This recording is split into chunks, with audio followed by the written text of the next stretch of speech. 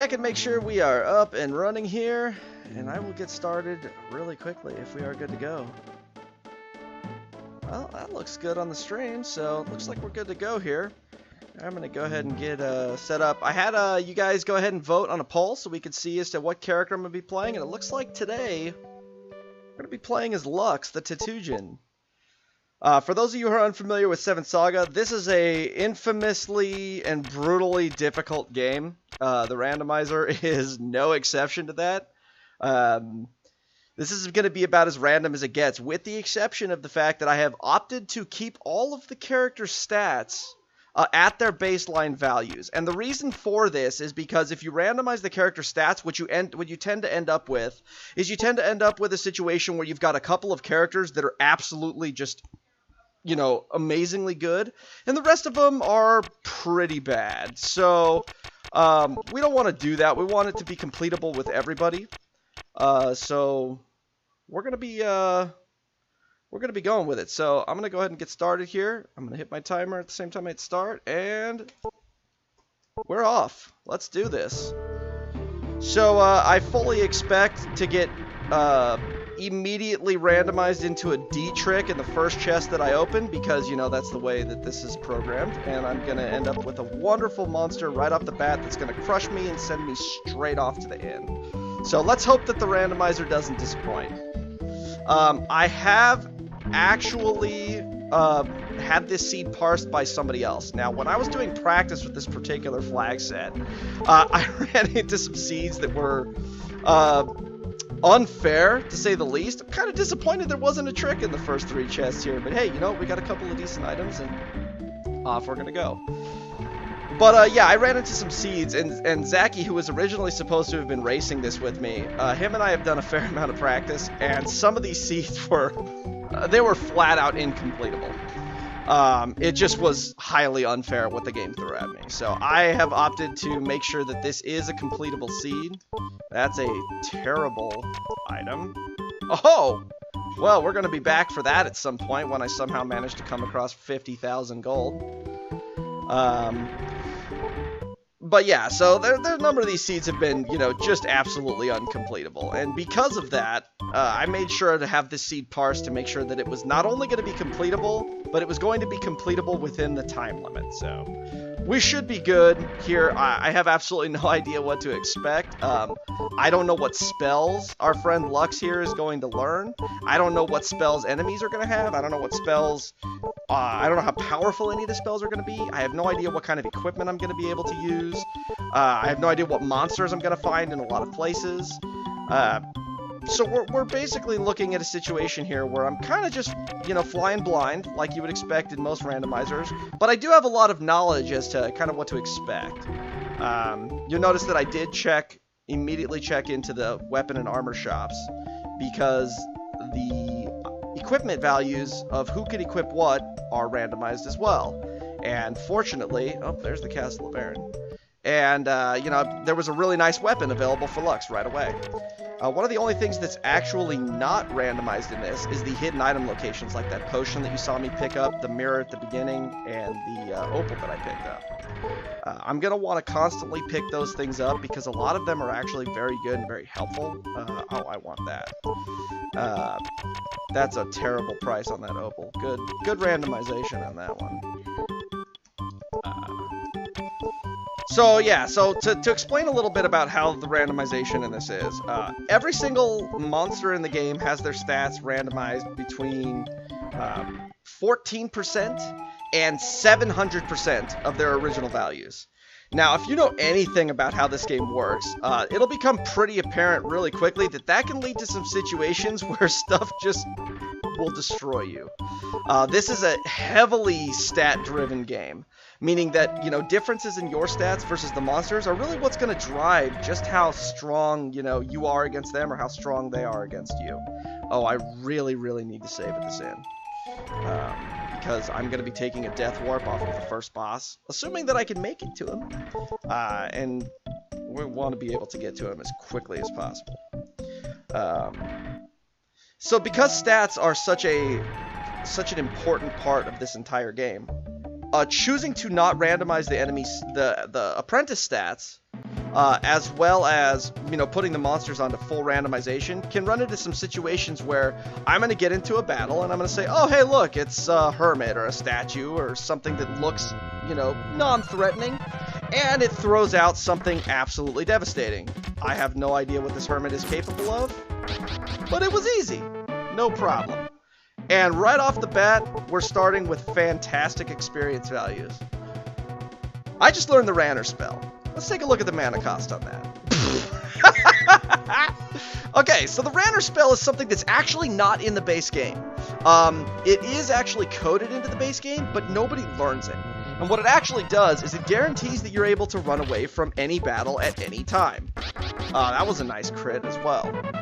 So what it actually does is it's going to make sure that when I get into battles unless they're up against a class 1 encounter, which is an unrunnable, such as a boss or something of that nature, I'm going to be guaranteed to be able to get away from these fights. And at a 5 MP cost for every cast, we're probably going to end up using that a pretty fair amount. Now, fortunately, good experience value. Fortunately, the the enemies so far have been pretty non-threatening. But that doesn't mean a whole lot, because this is the very beginning of it, and sometimes you will just get absolutely destroyed early, and the late game ends up being not too bad. And then other times, the early game turns out to be pretty easy, but the late game is devastating. Okay, so this is the first boss here. This is Ramus, okay? So normally in the base game, you know, you can grind up to be able to fight him. I'm going to die on the next hit. But there's also a story trigger, where you're actually able to go and talk to a couple of townspeople in the town Roadblocks that I saved in, and they give you an item that, you know, will instantly kill Ramus. Now, in the randomizer, we don't care about the story, so we throw all that text out the window, and the NPC just says, go outside and grab that whistle. So that's exactly what we're going to do. And what we're hoping for here is that when we kill Ramus with the whistle, that he's going to give us a fair enough amount of experience that we're going to get enough levels that we're going to be able to make some progress, so I'm not going to have to do a lot of grinding. In an ideal situation, the best thing that we're going to come up with is a situation where I'm able to kill things as I go, and when I reach the bosses, that they aren't just so devastating that I have to go and grind for a long period of time. There are a couple of infamous bosses that may actually get in my way. Red Pison can be devastating. Pison can be devastating, and they come early enough in the run, and the way the randomization works means that they can have high enough stats that they can just absolutely destroy me. And so what we're hoping for is that they rolled at a beatable level, so that I don't have to spend, you know, 20 to 30 minutes grinding up on really crappy experienced monsters like we've seen so far, to have to try to gain a couple of levels to be able to pass those guys. So, statue, that's a new enemy. It's got some defense to it. Doesn't seem to do any damage. Nice dodge. Nothing special here. There is a mechanic I haven't actually made use of yet. Good experience value once again. And, it's where you defend on the first turn, and then on the second turn, it actually increases your power stat for that next fight by 50%. Alright guys, get ready, say it with me.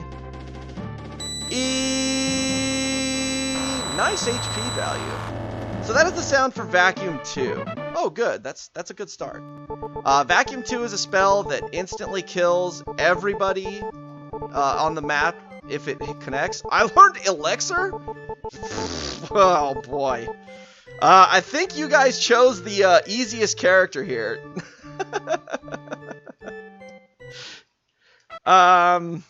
Sure. Let's see what the mana costs on these are. Oh boy. Alright, so, what Elixir does, Elixir is a spell that's basically a mobile in. So it costs 56 MP in this particular case, where it has a base MP cost of 120. And it completely restores all HP and MP. So essentially what happens is that on any particular situation where I don't get one shot, I'm essentially unkillable.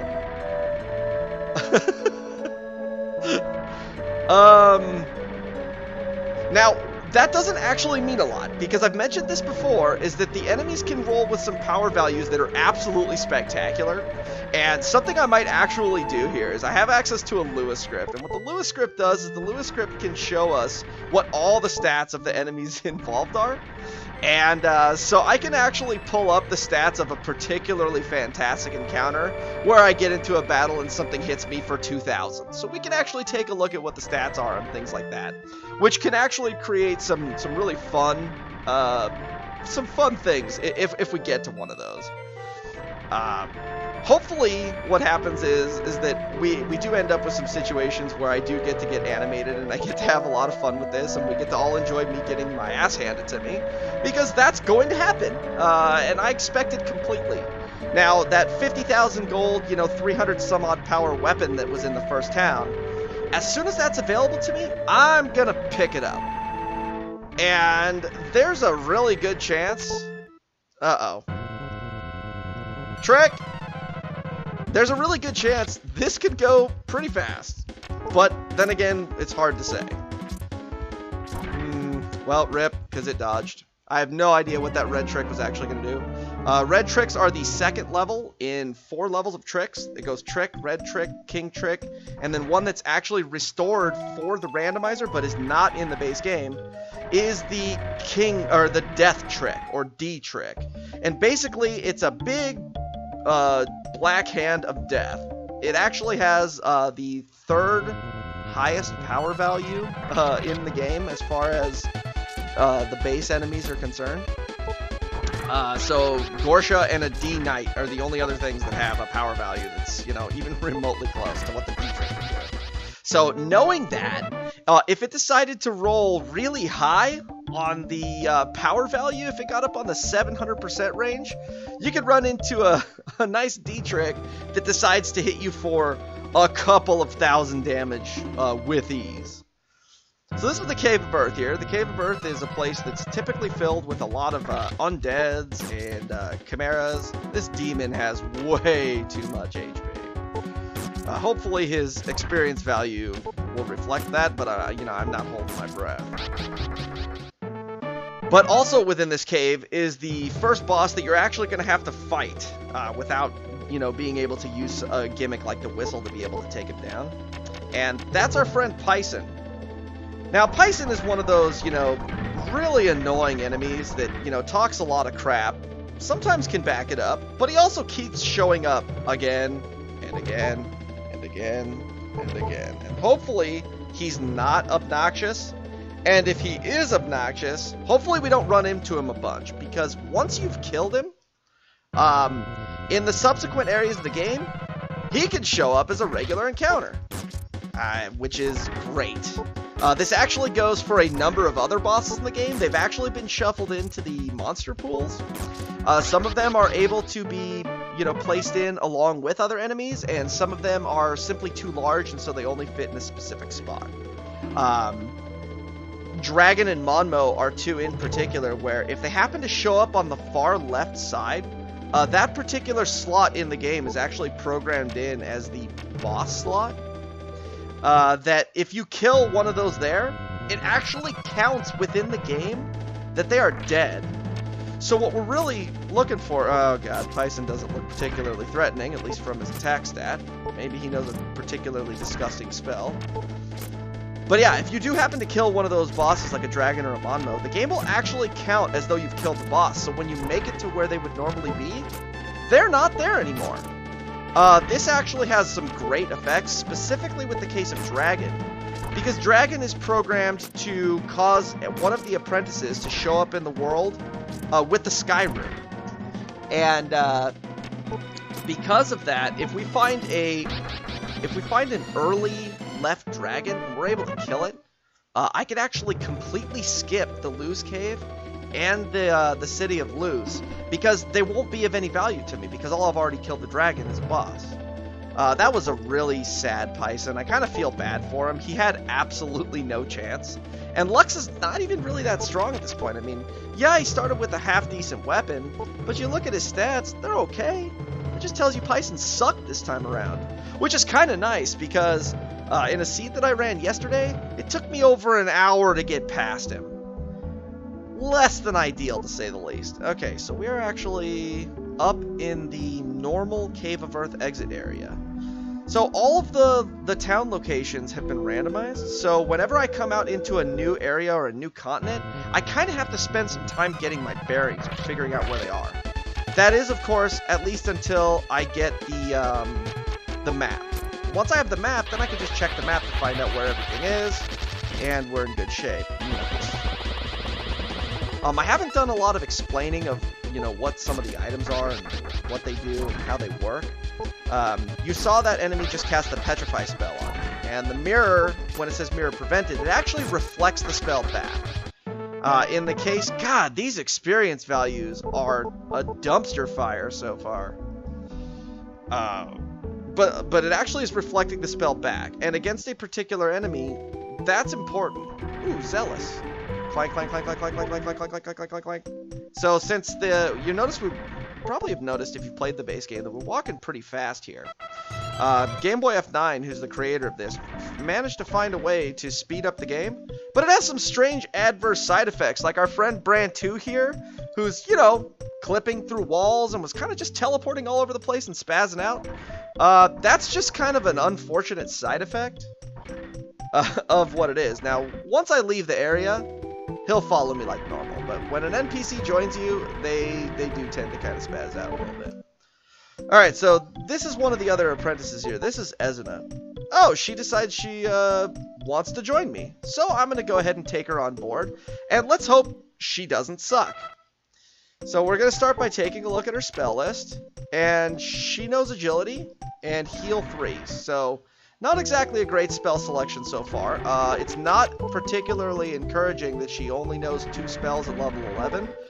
The randomization has that I sets it so that all of the apprentices will shuffle between 0 and 16 spells to learn. One of the seeds I ran the other day, I actually had the first time where somebody learned 0 spells. It was pretty hot. I'm picking up some B powers right now. Now, B power is a consumable item that when you use it in battle, it actually doubles your power stat. Now, because of the way that stats work in this, doubling your power stat is huge on damage output. Essentially, the game has a calculation where it takes your power stat, and then it subtracts away the guard stat from whatever target you're actually attacking. And then from there, it decides, okay, well, how much do we actually want to, you know, give to the target? And then it also adds your weapon into it. Then there's an RNG factor that's fluctuates between 0.75 and 1 1/4, and that's how you get your damage range for enemies. I mean, for when you get damage dealt. And this also goes when enemies damage you. That's not terrible for Ezina. It's kind of a high cost, but one of the nice things about all shields in this game, and most of the other relics that you can equip, is that they all actually give you a flat 30 to all resistances. I don't have Bonro yet. Bonro would be kind of nice to find, just because there's a chance that there could be important consumables there, or a really nice weapon. Oh! Get out of here. Oh, no. Well, that's not so good. Oh, that sucks, too. Well, here we go. It's begun.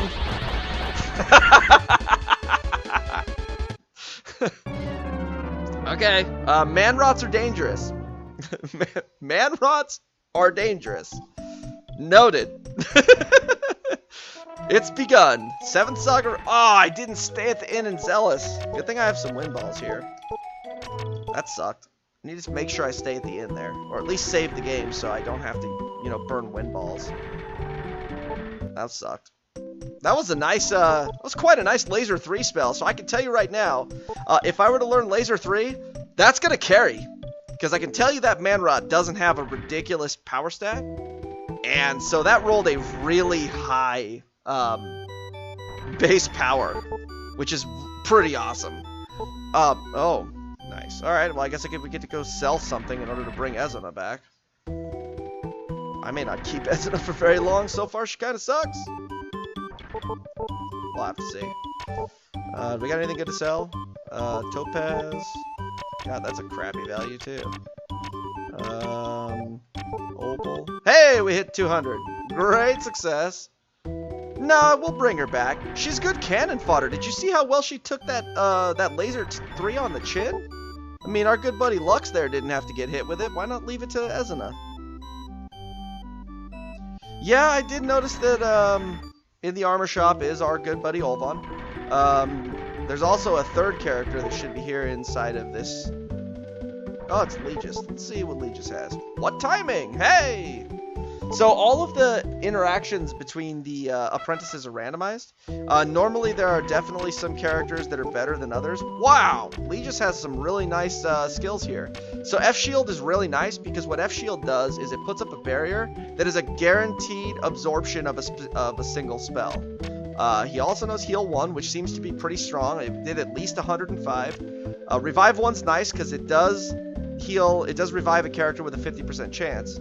HP Catcher's kind of useless. Defense 2 is pretty bundo as well. Let's see if his equipment's any good.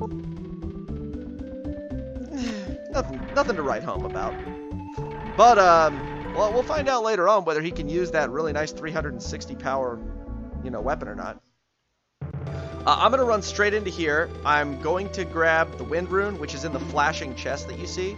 The object of the game here is we need to collect all 7 of the runes. And it's basically so that we can become kind of like the ultimate supreme leader. We're gonna want to become the ruler of the world, and by collecting all the runes, that's what we're gonna be able to do. So we just found the first rune there, which was hidden inside of that chest here in this cave.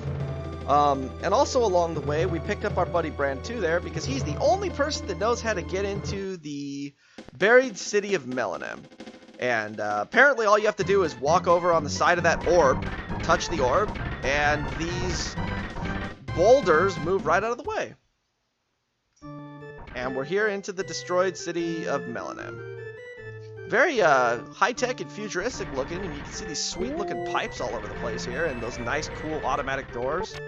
A nice brown coat laying here on the ground. It's, not rusty or anything. Can't take the beat power. We're going to loot this entire place. So there's about 14 chests in here, and they're all really good. Benjinator, you want to know what opals do. So in this game, when you die, you lose 50% of your gold. Every single one of the shops has gems that you can buy. And those gems are actually, they sell back for the exact same value at which you purchase them for. So when you find gems, they're basically just free money. And you can use them to keep, the King Trick's got a lot of health, but it doesn't have a lot of power. But yeah, all the gems are basically just ways for you to be able to keep track of your money better. And they're ways for you to quickly, make sure that you don't lose a lot of money if you go into a tough battle. Oh, no. Rip. Thunder One's mean.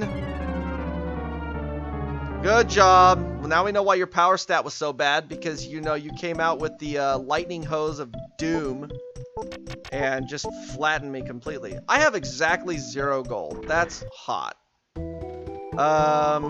I have an M-Water by chance? I do not. Okay, but I do have a couple of seeds here, so let's burn those here on Lux.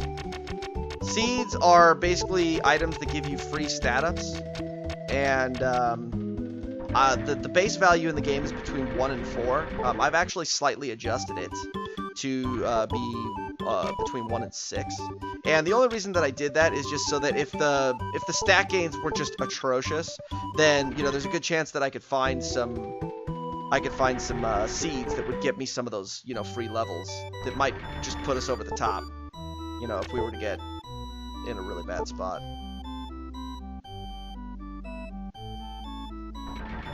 So resurrecting Legis, we can go back to Melanom. Let's hope to not find another King Trick in one of those chests. We still haven't seen a regular trick or a D trick, so for all we know, there is a far worse trick lurking in one of these chests. Not really sure yet. Right after we're done here in the Lost City of Melanem, our buddy Pison's going to show up again. This time, one of our friends there has powered him up so that he can kill us. I mean, his dialogue says so anyway. I don't know that he's actually going to be able to do that. But hey, he sure sounds confident about it, I can tell you that much. Current Courage Shield. Alright, let's give this a shot. Nope, you can't equip it. Neither can you. Courage Shield, you are selling fodder. That's it. Because neither one of my buddies here can actually use it. For now, I guess we're just going to go with Lux Legis. I don't see any reason to, you know, ditch either one of them. They both seem good enough. Victory Robe. Nope. Alright. Is it any good? Yeah, it's slightly better than that. Now, the Victory Robe has a secondary effect that's actually really nice. What it has is it has 10 to all resistances to it. So, coupling that with the Scarf that Legis has, he's actually going to take a fair amount less damage. I threw that away instead of, God, it ate my input. I hit the A button and I was going to move it down to have Legis try it, and I just threw that Nature Sword right on the ground. Good job. But, I totally didn't even remember what I was saying before that. When I threw that sword away, it flustered me. Hey, Link powered him up so he can kill us! He wants that money really bad. He really, really wants that money. Now, let's hope that he's not going to get it. Because, you know, bye! See you later! I got vacuumed. Well, that sucks. I guess we can try this, see what his defense value is. Didn't work. Try it again. Oh, wow, he's got quite a bit of guard. Yeah, you can jack all 4 of my MP. I know I have some B powers, so we're going to burn one of those. I should probably actually use a B protect. I only have one of them. But, I don't know how hard this guy can physically hit yet. Never mind. Alright, here's our first roadblock. So, he's got pretty high guard, which means I'm not going to be crushing him with damage. He knows the vacuum spell, which is an instant death spell, as you saw. And he also hits like a ton of bricks. Fun! And I gotta sell something to try to revive Legis. So we're gonna go and see if we can't kill a few monsters in the area. See if we can't gain a couple of levels here, because we're definitely gonna need at least a couple of levels to be able to take this guy down. Now, what I haven't tested out yet is I bought a bunch of B fires, and I think B ices at the beginning too. Why am I in here? I need to go to the House of Healing. Clank, clank, clank, clank, clank, clank, clank, clank, clank, clank, clank, clank. So we're gonna go gain a few levels. I did have some B fires I bought at the very beginning. I have absolutely no idea how strong they're gonna be. I did see that Manrot cast the fire spell, and it didn't seem particularly amazing, but I haven't tried these B ices yet, so this should be interesting just to see how much damage this thing does. You know what? Let's actually just walk over to Bonro. Let's go find Bonro, and I'll kill whatever I come across along the way. As long as there's no Manrots. We don't want Manrots. Manrots are not nice. Walk back into town, because walking around the town is just going to invite more things to spawn and come after me. So, Bonro's going to be somewhere over here on the left side of the continent in the Zealous or the Melanin area normally. The other thing about going to Bonro is Bonro also has the map, which I would really like to have. Not going to gain any levels like that. That's a pretty terrible experience value there, guys. Can you give me throw me a bone here on some experience? Turns out Bonro was actually pretty close by. Not the worst. I was hoping I wasn't gonna have to walk all the way out to the tip where Melanin is. There actually is a specific tile where I can go to and find some. I can go and find some encounters from a later area. And you can actually get some really nice battles there. So if I can actually kill any of those things, there's a good chance that thing sucks. Is it better for you? That is exactly what you have equipped. What about this? Oh, boy! Hell yeah! Alright, what do we got here? We'll sell this piece of crap. Nobody can use it anyway. That's a good start. I'm all over it. That'll definitely make Legis considerably more useful than he was before. That's not going to be anything good. And the Courage Shield we already know nobody can use. So, moving on. But yeah, if I'm unable to get any decent experience, I'll actually check that tile that's mapped to a different encounter region. And that'll be one of those nice things that, you know, we can go and see if there's anything decent there. I am actually going to pick up this M water. It's slightly more expensive than, you know, using the inn right now anyway. But it does have the benefit of Lux being able to revive Legis out in the field. And, you know, with Legis having Revive 1. Although I don't know that he can cast it. It's 56 MP. I actually need to stay at the inn. Because somehow they overlook the fact that when you get revived, that's a nice inn cost. But they overlook the fact that when you get revived at a House of Healing, apparently you need to go back to the inn and rest to get your MP back. They don't have the common courtesy of, you know, refilling your MP values, which is, you know, spectacular. You know, I don't know why. I guess they did it because it's actually like to make sure that the revive spell, you know, wouldn't give you back a whole bunch of stats and things. Yeah, steal my MP. I don't really care. That's a good looking hit there. Oh, you know vacuum. That's awesome. Going to the inn is gameplay. No! Going to the inn is a waste of time. Well, at least when you have the elixir spell and it only costs like 50 MP. And remember, this is a speed run, you know, we're trying to go fast here. And because going fast is fun, right? Isn't that what the whole point of these are? So that we can try to go through these as quickly as possible. Man rot! Alert, alert, man rot. No! Alright, we're gonna test out one of these bee ices and see just how strong they are. Oh, those are terrible. Alright, well, that's not good.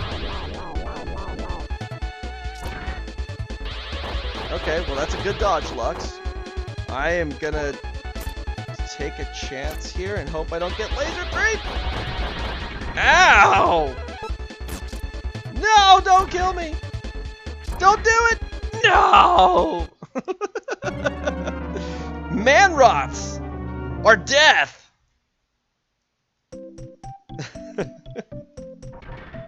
Man rots are death incarnate right now. I guess I'm just gonna go ahead and sell something here. What do we got? We'll sell that. I have no use for that. Okay, we're gonna go bring back Legis. So this is kind of where I get a little afraid of certain things happening in these things, because right now, Red Pison is impossible, okay?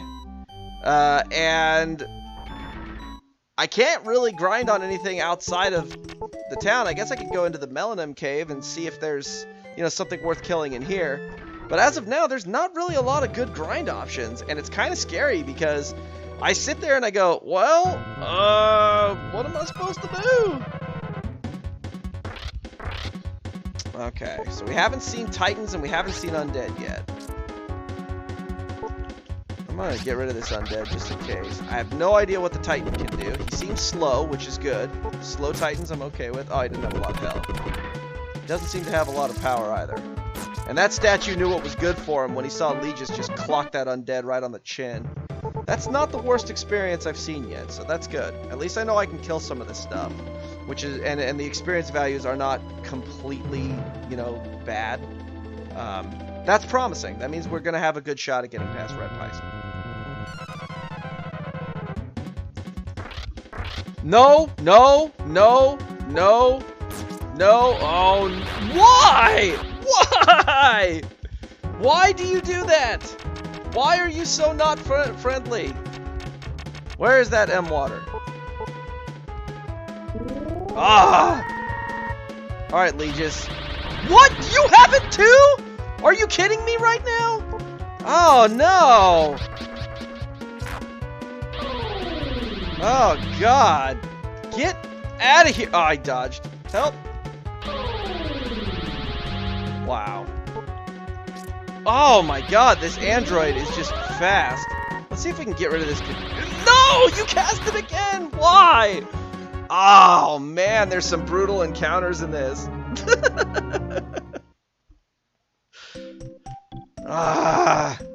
Well, okay. Oh, God, this is great. You know, this is what all of you that, you know, are watching 7th Saga are here for. Should there be a death counter? You know, it's not the worst idea. I think we're up to like 700 at this point. I'm not exactly sure. I haven't been keeping a good count. Maybe if you have, you know, you can keep track yourself. I gotta sell something here. Well, let's sell Topaz. Alright, let's go get back Legious. Let's try this again.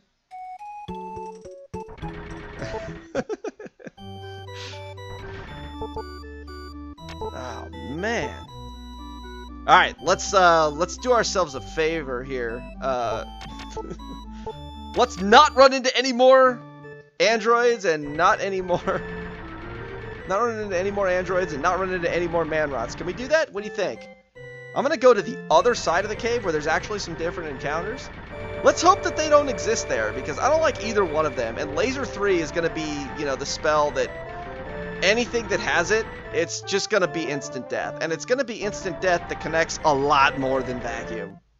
Because the only thing that's gonna stop it is a dodge. No amount of resistances or, you know, magic gains are gonna stop that spell. That spell is gonna be awful the entire game. Fortunately, none of the bosses actually, like, know it on the baseline. It doesn't mean they can't learn it, but none of them know it on the baseline. Normally, Lux is the only person that actually knows it. Good dodge, Manta. Oh, man. Really? Alright, we're gonna potion 2 Lux here. Because this guy actually hits pretty hard. I'm kind of scared. What? Damn it, we're dead again. Why? Ah! Oh, so good. So good. That is so good.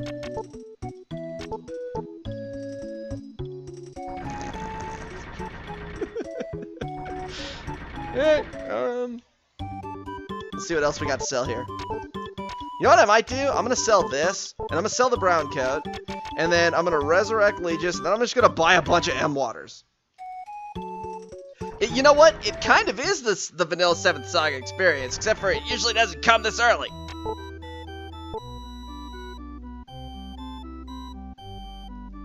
So, you know, like I said, I had somebody parse this.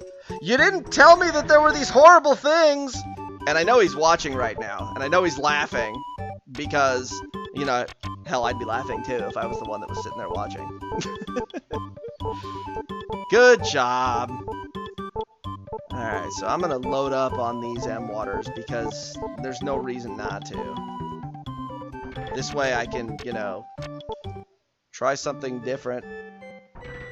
There's no rando way to die. In this game, you die because the game wants you to die. And the game always wants you to die, which means you're always gonna die. And here I was thinking I was gonna blow through this because, you know, I got really powerful weapons in the game, and I got access to Elixir, and look at how good this was, and now I'm stopped dead in my tracks because, you know, game. Vacuum 2 and Laser 3. I'm gonna try to fight Red Pison again. Let's see if we can, if I can get a single attack off on him with Legis. I can immediately B-power him and just see what kind of damage he actually does. I might one-shot him. We don't know. It's hard to say. Good dodge. Good dodge. That is a really, really bad sign. That is a really, really bad sign. Didn't work. No! Oh, man. Feels really bad. Okay, well, we're gonna try to power through. Didn't work! Didn't work! Yes! We're still alive! We're not dead yet. I'm gonna use a B agility because he didn't seem particularly fast if Lux could dodge him. So if I use a B agility, that gets me an extra 30 speed. Yes! Alright, this might be the difference, and Legis may be carrying us to victory here. Come on, Legis! Don't get hit! Man, he really loves to spam vacuum, doesn't he? Hey, dude, you are not a dirt devil. You are not. No! There went my only B agility. That sucks. So Red Pison is still a wall. He is still really, really strong. Alright, yeah, well, you know what? He was red. I mean, a dirt devil is the closest thing I could think of to being something red that sucks things up. I mean, I don't know what else I would think he is. I'm gonna go and see if I can't beat up some of the stuff in the Cave of Earth. Maybe there's some half-decent encounters in there, because I'm not liking what I'm seeing in other areas. So maybe there's a couple of enemies back in this area that are slightly more favorable. Where am I going? No, I am going the right way. Okay.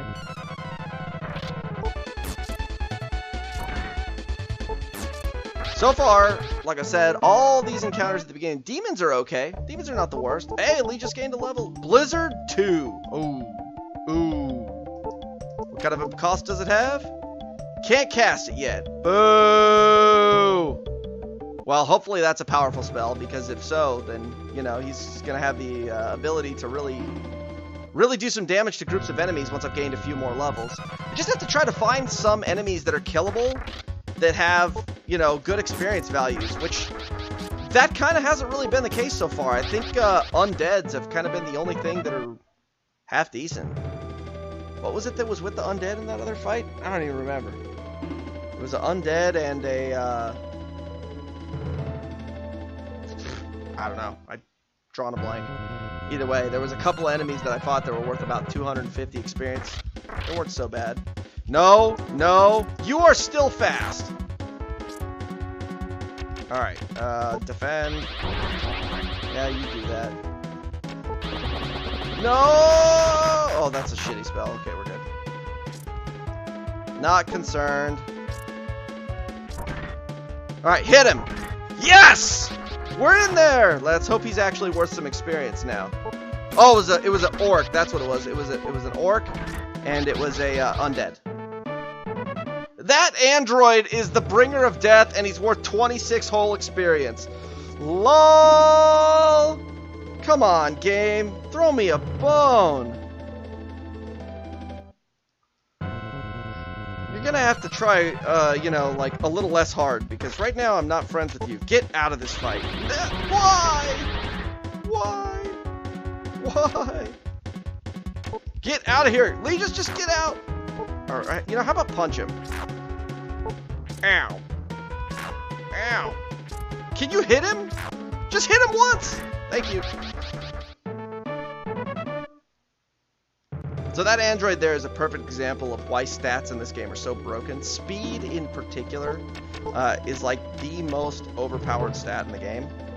And, I mean, very small gaps of speed can take you from, you know, having like a 10% chance to hit to having like a 70% chance to hit.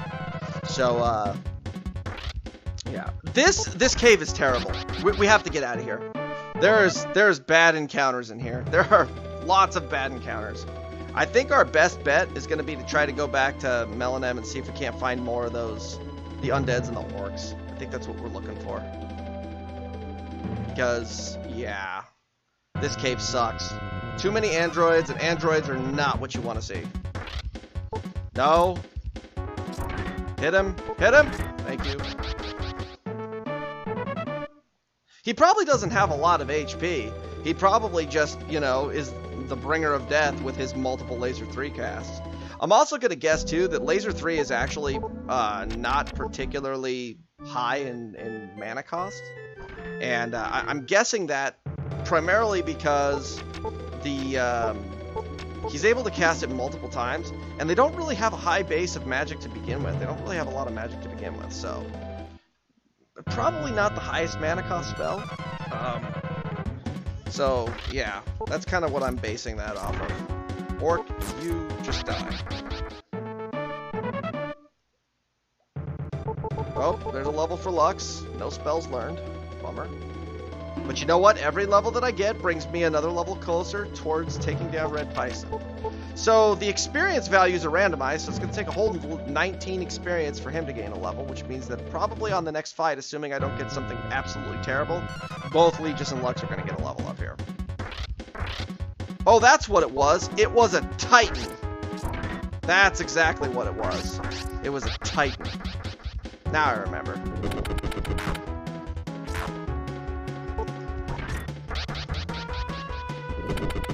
Yeah, Titan wasn't particularly fast, and it didn't hit very hard. It's worth about 250 experience, or 300 experience.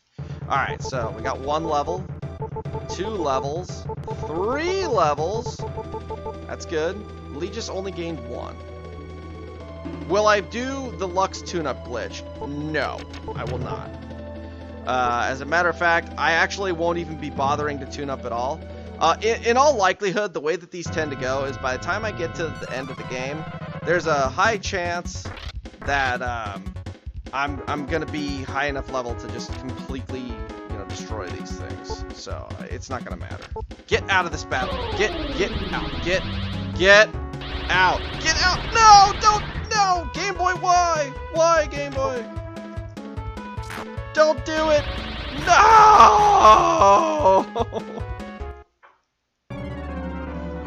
Oh man. Such is life. Alright. I should have some gold though, right? Yay! We can probably resurrect him! I don't have to sell anything to resurrect him! Yay! We did it! We did it! You know what? I forgot I had that. Thank you for reminding me, Mr. Spokes. Feels really stupid right now. I totally forgot I have Ranner. I haven't actually done it once yet. That's why I haven't thought about it. That's good. Thank you for reminding me, because now I'm never going to have to deal with another one of those stupid enemies again. Nope. Nope. Nope. Nope. Nope. Nope. We're out. Peace. I can't believe I forgot I had that. You know what it is? I guess I just don't, rely on having it very often. It's like, kind of one of those nice benefit things. And I'm in grind mode, so I'm wanting to, kill everything I come across. But yeah, no. F those. We're done. Move on. I'll kill this, but it's worth all 6 experience. Still not going to give me a level up. It's going to take a lot more of you. Let's try this area over here. I'm actually going to go and grab all these treasure chests. There's a ton of treasure chests in this area. So we'll grab all the treasure chests while we're grinding. And there were many potentially nice... No, I don't know that Spidex are what I was hoping for when I said potentially nice things.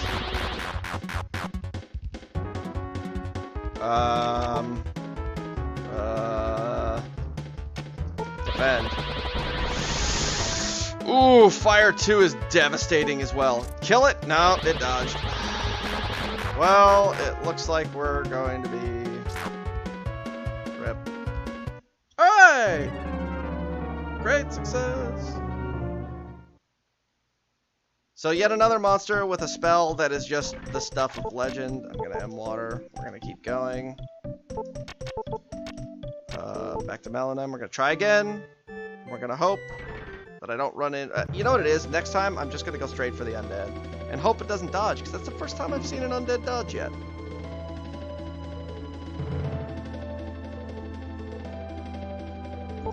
Alright.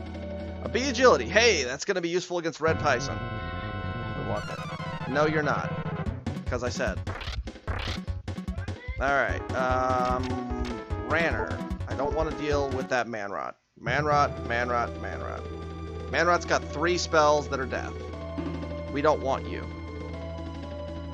In fact, we'll take anything else besides you and androids.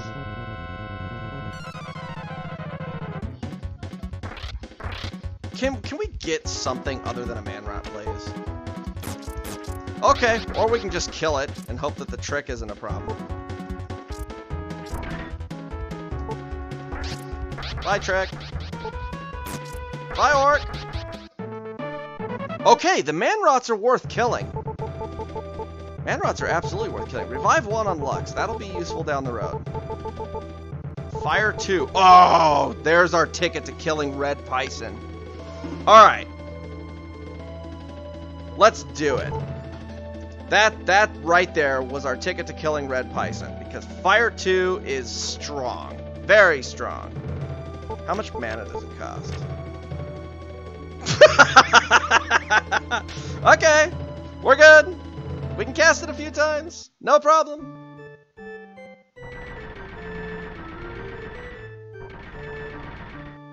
Huzzah! Alright, let's get past Red Pison.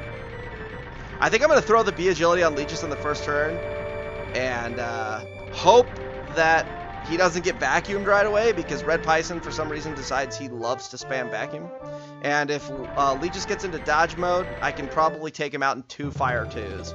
Unless his magic stat is through the roof, at which point we could still be in for a world of pain. I hope not, but it's possible. It's very possible. I'm actually going to start by just casting it.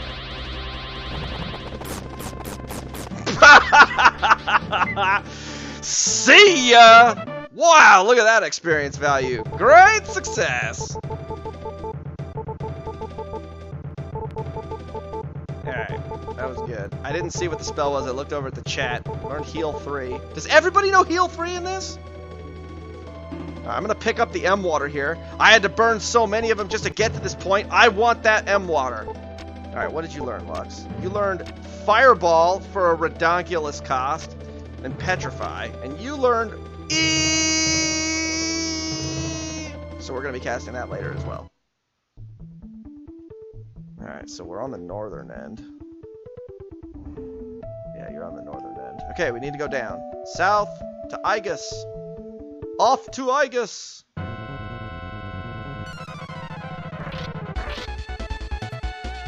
Hey, you know what, Manrot? I really don't care about you anymore, because I can just fire to you before you can laser 3 me. Get out of my face! Hey, whoa, whoa, whoa, undead. Listen, slow down there, Turbo. You're gonna have to cool your jets on that one. I didn't ask you to return the fire. It's a good encounter. I don't mind it at all. Now, what kind of sucks about it is that I just gained a whole bunch of levels right before I'm about to set the level of the Trader Apprentice in Petrov.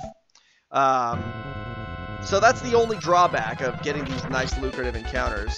You know, I'm just going to ran her this one. I mean, it's a good encounter. I'd love it, but no, I don't want it yet. I want to talk to the Sage in Igus, which is going to set the Apprentice's level at 5 more than what my current level is. So I'm at 22 right now, which means he's going to be 27. Because of that, that means I'm going to want to gain at least 5 levels so I can contend with him as far as stats are concerned. And what we're really going to hope for is that before then... Oh, it's 1 to 10? I thought the 10 level thing was only if you had the Wind Rune flag on, Game Boy. Am I mistaken on that? Okay, well, he could be a lot stronger then. Alright, where are we? Let's check our map here. We are south of Pell. So let's go check Pell area. Free Wind Rune makes it 1 to 20. Got it. Okay. 10-4, Rubber Ducky. Alright, so we found a town. Is this Pell in the Pell area? Fred! It's not quite where Pell is, but it's close enough. So we're going to pick up a friend here. This is the Digger Quoz. And what does he do? He digs for underground water. And he digs in the most digging way I've ever seen anybody dig before. So he's also, you know, he likes to run in place a little bit. Alright, so I'm going to check the shop here, because once again, we want to just see if there's anything nice for anybody to use. Haven't really found any good armor yet. That Brill Crown is fantastic. It's got a superb cost, but that's nice. I'll take that. Alright, Legis, you can also use that, so we're going to put that on you, and now my guys have some really nice armor. Alright, what about weapons? Fire Axe, Negatory, and we know Legis is not going to get an upgrade, so moving on. What I do want to do is check the item shop, though, because the item shop could potentially have nice stuff, like these bee agilities here that I would love to stock up on. There's nothing better than stocking up on a sweet piece of, you know, pile of agility raising bottles. 30 agility is huge in this game, and I want all of them. I will also max out my potion 3s. I have no idea how many I had in my inventory. You can hold up to 9 max. So I'm going to buy up until I'm at 9. Alright, there's that. What else do we got here? Nothing else I care about. That's a crappy emerald. In fact, most of the gems so far have been hot garbage. Get you! What? Why? Okay, get out of the way. You know, that particular guy there, I just maxed out my B agility, so I kind of didn't really care about it. But that guy there, he's what is referred to as B agility guardsman. And I've had that guy spend minutes walking back and forth between the tile that the B agility's on and the tile next to it, and just waste all my time when I really, really wanted that B agility. He is a legend, that guy. A legend.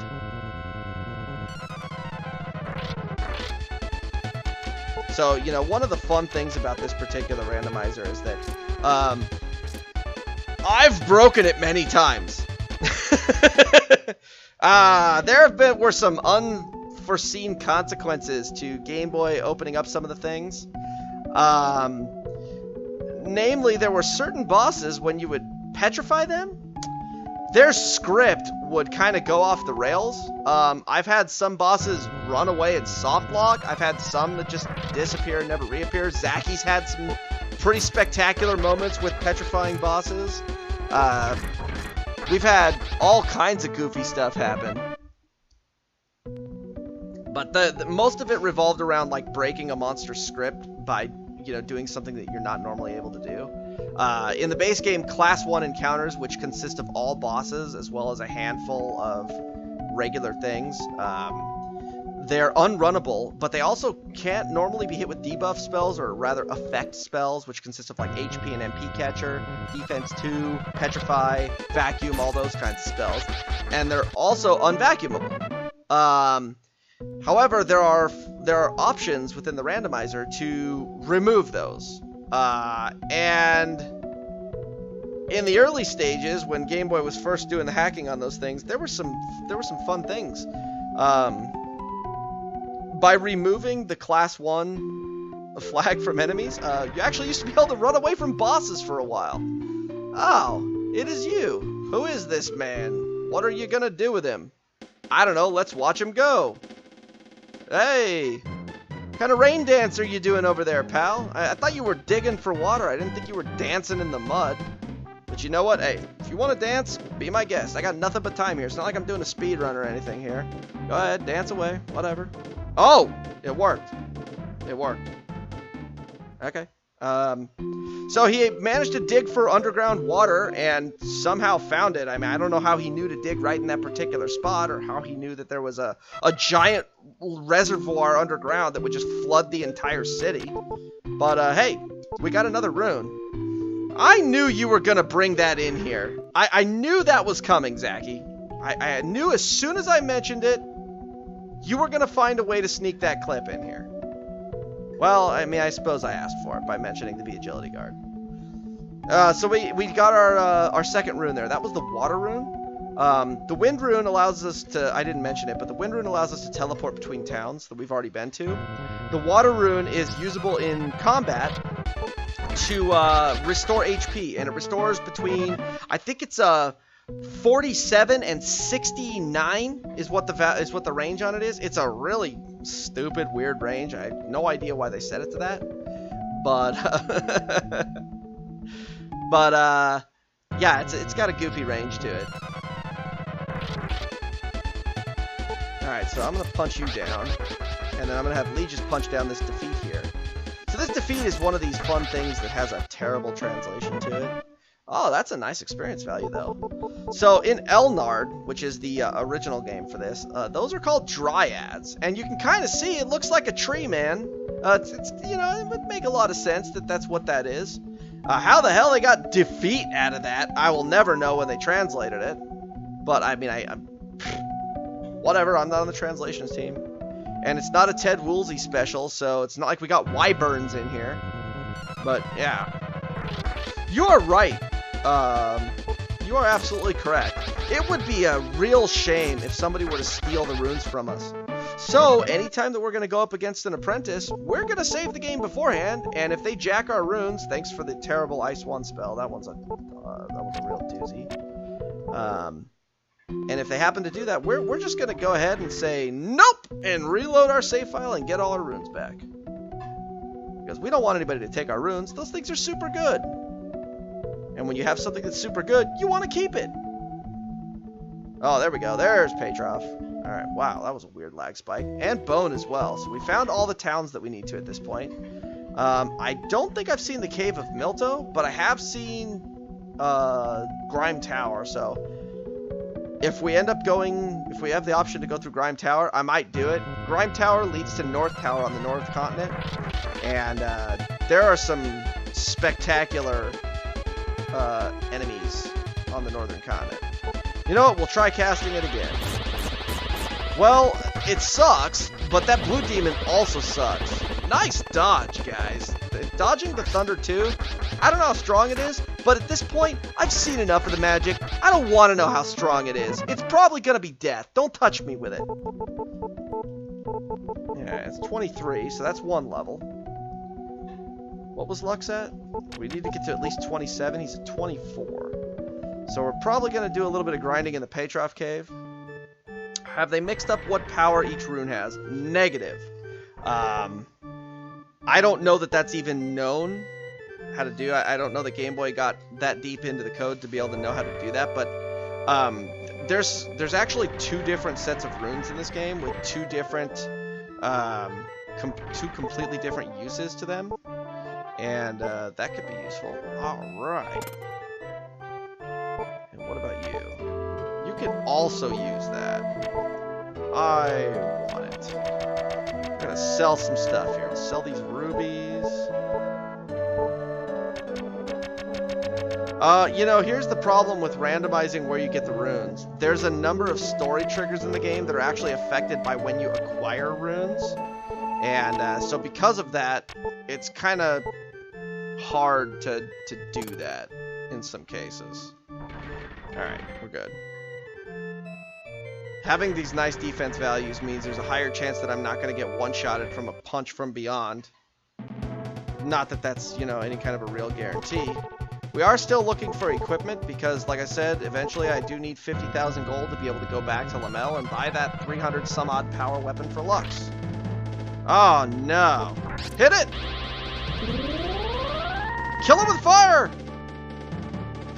Alright, I'm actually going to try to hit it? Okay.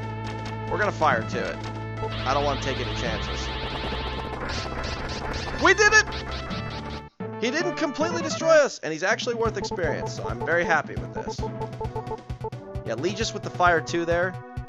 He might carry. Might be our carry here, at least until Lux gets the Fist of Destruction. When he starts to, you know, live up to his title of the Negotiator. Right now, he's not quite up to true Negotiator status. He's still, you know, playing good cop, bad cop, but he's on the good cop side. He's not ready for bad cop yet. But he negotiated with that trick there quite nicely.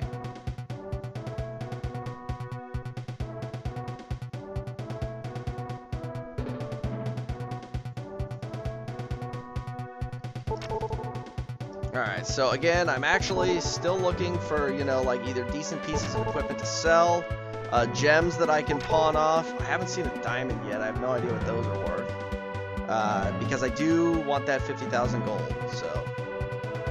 We've kind of hit our stride, though, so now, you know, we're pretty strong.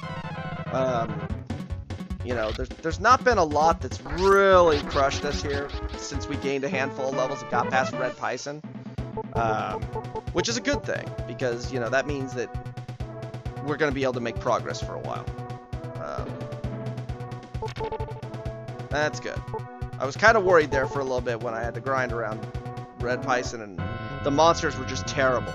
So, I was kind of worried, but not so worried anymore. Alright, what do we got here? I can't F-ball. You got basically nothing. I kind of want that kind of want to kill that plater. Let's Blizzard 2 and see how good that is. That is a piss poor excuse for a multi-target spell with that mana cost. You're gonna have to put forth more effort than that, Legis. That is... No, we're never killing that encounter again. That was awful. Does Lux have enough mana for 2 elixirs yet? He does not. No, you know what? I'm gonna hang on to the elixir because I don't want to have to leave to go back to town just to be able to elixir again. When I fight the apprentice, if he can't one-shot me, then he can't kill me. Ranner. Bye-bye. I see men run, I run away.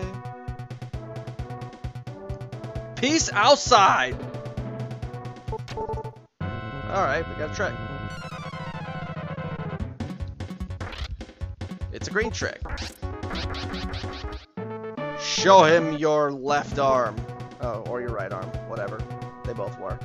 I was hoping he would crit and show him your left arm.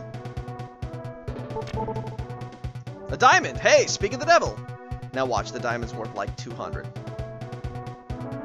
Diamonds are normally worth 10,000, so it could actually be randomed as low as 140! At 14% of its base value. I am not going to open the chest in here. There could always be a D trick lurking in any particular chest, and once I go and talk to the apprentice that's here, we're A, going to find out who the traitor is, and B, we're going to find out, or we're going to be able to enter back into the castle by talking to him, so. It's Valsu. Oh, man. So, I don't know if Valsu's good or bad, or who knows what he's got, but he's got a really high magic stat, and he's fast. So Lux here may have some trouble hitting him. This could pose a serious threat to our health. So I am going to agility right off the bat, because I want Lux to have a chance to be able to hit him. And he knows power. Alright, so we're also going to immediately use a bee protect, because I have no idea. We don't have a bee protect. That's a problem! Okay, I'm going to power up. Oh. And we're going to get buff like an altered beast. Oh, that is way worse than your power spell. Get out of here. Just go. Go. Never come back. I am so lucky that I dodged that. Great success. We're in there. That was... that could have been awful. Because he's going to want to just spam that over and over and over and over again. And I accidentally warped a Petroff when I wanted to warp a bone. So, let's find out where on the northern continent we're going. We are done here on this particular continent. We have both the water rune and the star rune there from the Petroff Apprentice. We're on our way.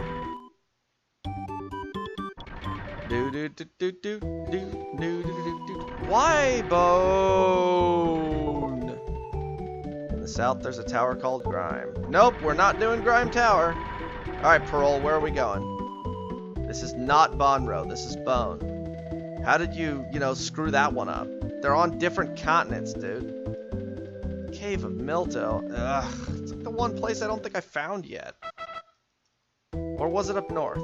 Maybe I did. Let's find out. Maybe I did. If I did, it was up here somewhere. Never mind, I lied, I did find it. Alright, so now we're going to go find a secret door here that opens with a remote control. That leads to a guy who's got a submarine that everybody thinks is a dinosaur. I don't know how. Maybe you can see it. So here, let's take a look here. So that is our submarine right there. Yeah, it looks more like a Beetleborg than it does a dinosaur. That's dating me right there, huh? Beetleborgs. Anybody remember those? That's a 90s it's a 90s cartoon. Let's try to rip off Power Rangers a little more and come up with something even dumber. Beetleborgs. Yeah. So we're gonna take our Beetleborg here under the mountains from a lake that we were nowhere near. And we're gonna come out on a lake on the other side. We're gonna jump out of the lake into a town, and that town is gonna warp somewhere across the continent.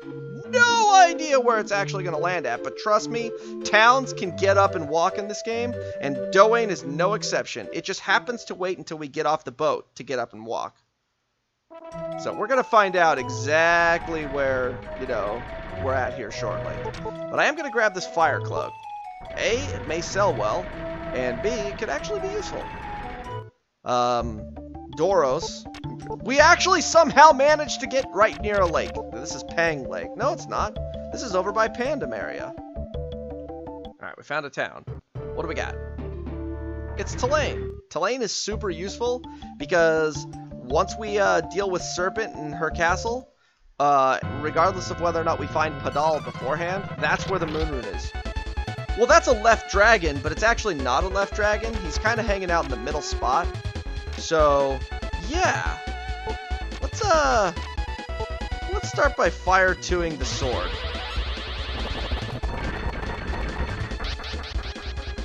Alright, then we're gonna defend and hope the dragon doesn't do something completely devastating, which doesn't look like he does. He's got a lot of HP though. What do you think, Lux? Can you negotiate with him? How about you, Regis? What's your fist feel like today? It doesn't feel as good as your fire 2, I can tell you that. So let's check back into that one. Good hit. Still going. Huh? That's probably heal 2. So that tells me heal 2 sucks, which is good. Well, it doesn't suck. 120 HP doesn't suck. But, it means that some of the enemies are guaranteed to know it are not going to be able to heal for a ton. XP's not too bad. Not too bad. Could be worse. Hey, exit. That's a useful spell. Gaining all the levels. Alright, so we're checking the Biltham area out right now. There is at least one location up here, and it is a town. It looks like it's either Palasu or,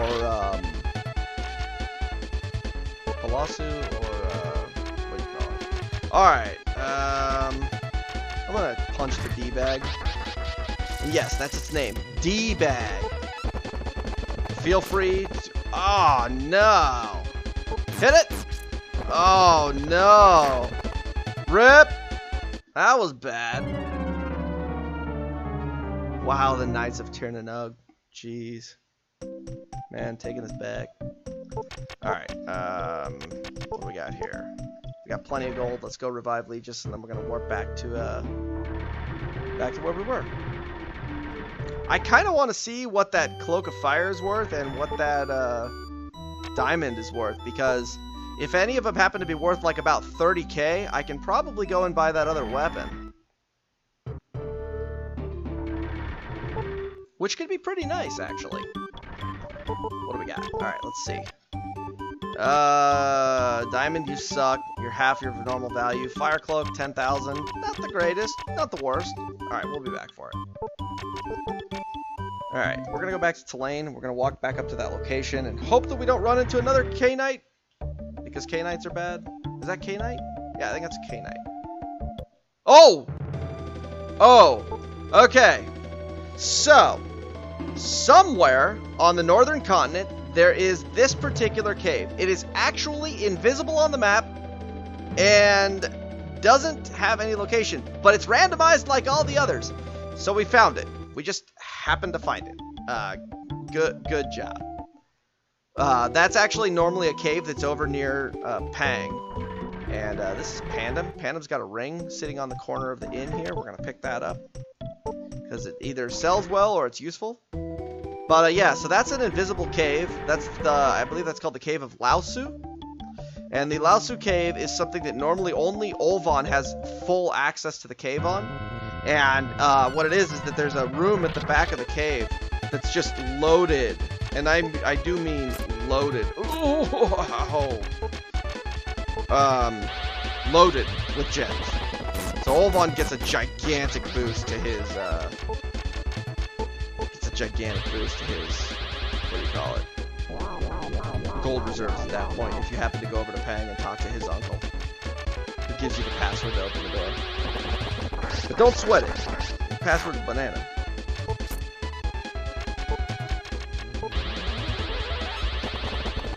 Alright, so this undead here. So there's 3 undeads in the game. There's undead, U-N-D-E-A-D. There is undead, this one here, which is U-N-D-E-D. Or is this the undeed? I can never remember. There's another one that's called undeed, which is U-N-D-E-E-D. And they all look the same, they're just a different palette swap of each other. But undead, undead, and undeed. One is D-E-D dead, and the other one is D-E-A dead, and the other one is D-E-E-D. I didn't name the monsters, guys, okay? I just read what it says. That is an undead. D-E-D dead.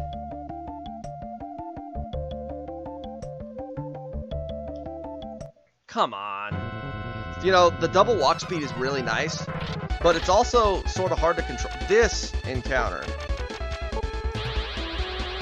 This could be a super dangerous encounter. That Phalok on the right side, I have not seen yet, and could be Death incarnate himself. Except for when he wants to cast that. I'm not threatened by that. Okay. Well, he dead, yo. Good crit, Lux. Good time for a crit. Alright, we're in there. Nice. King tricks are still worth the kill. Hey, look at that. Lee just learned Ranner too. It's called a power couple right there. Their position in the group changes what they are? No. No. It does not. No, those were actually 2 different monsters. And tricks have been shuffled into the base encounters. So that's why there were 2 different tricks in that fight. Power couple of cowards. Yeah, right? Both of them running away. Let's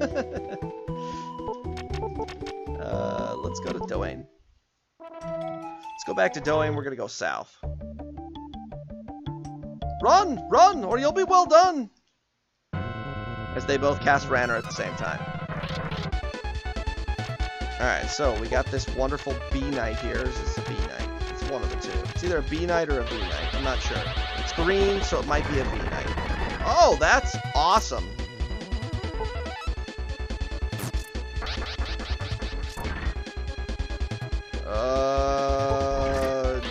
This is really bad. Sweet. Okay, just get out. Just get out. Get out! Get out! Yes, all the slabs look the same. They're all palette swaps of each other. But they all are actually completely different monsters. Alright, Lux. Give him the elixir treatment. He needs the MP.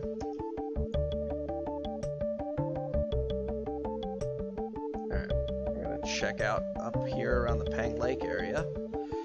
Get out of here! Get... Tried to sneak around him, didn't work.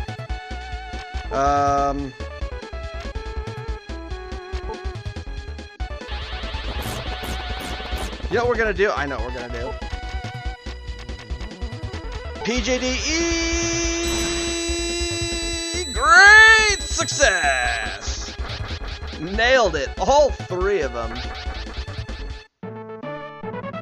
Wow, that D-bag. That D-bag was worth all the experience. Is nice. Yeah, too bad Ice 2 sucks as well. Way to learn a crappy spell there, Lux. Come on, get something decent. Where's the Laser 3? Isn't that your signature move? Laser 3. No way, that's not a D-bag. That's a party in a bag. That's what that is. More like a P-bag. Is this Zelda 2? Because you're worth the experience. Alright, so we're checking out the Biltham area here again. There is absolutely nothing over here, which is awesome.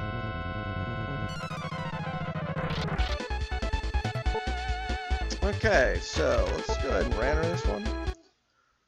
Although I think that was a B-Knight there, because it didn't have a green tint. It actually just had a gray tint, which makes it a B-Knight and not a V-Knight. The V-Knight is not good. We don't want to see one of those ever again. That was not a fun encounter. Incredible resistances, super high magic, so even Fire 2 did nothing to him. He probably had 99 fire resistance. I'm going to check this location out first. It's North Tower. Don't need, do not want.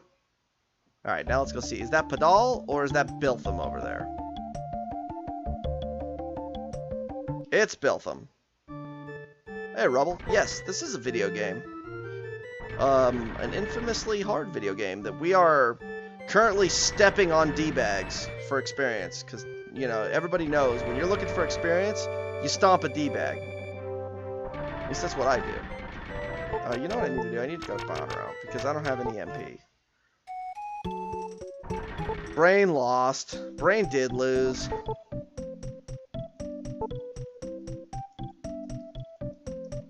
Alright, we're actually going to take a crack at Doros. So, Doros is pretty nasty.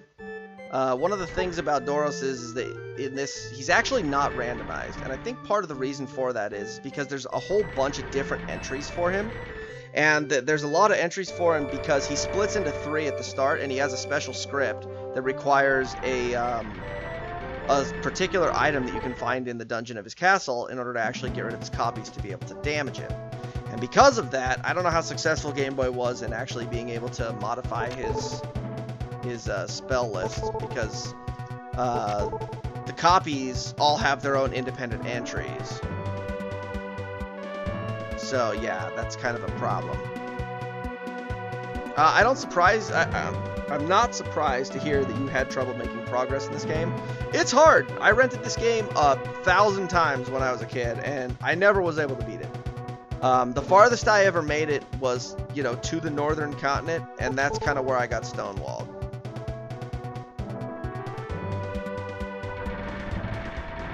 Clank, clank, clank, clank, clank, clank, clank, clank, clank, clank, clank, clank, clank, clank, clank, clank.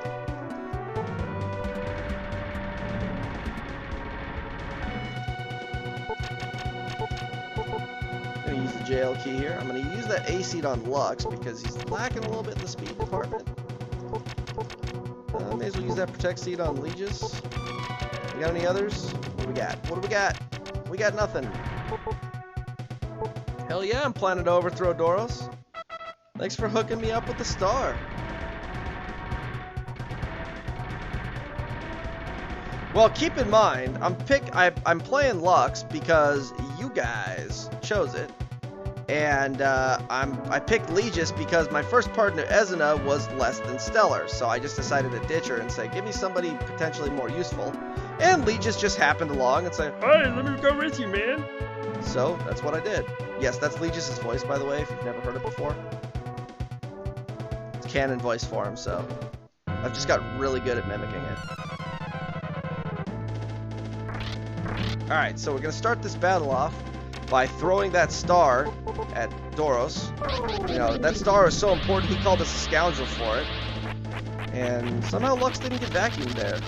So Doros knows... Oh, I have a harp, that's why. Doros has 5 spells. He knows Fireball, Fire 2, Vacuum, Heal 2, and MP Catcher.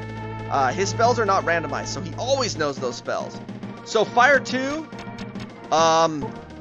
it's death. So I'm gonna definitely cast F Shield because I don't want to get hit with that Fire 2. Do you have F Shield? No, but you did learn Fire 2, so we're gonna Fire 2 him.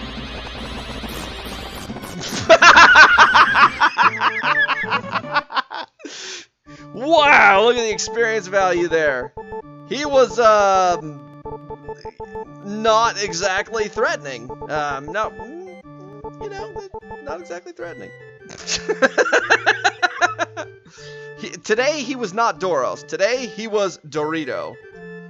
Alright, so we got the light rune. That's one of the 3 runes that are on this continent. What? No! No!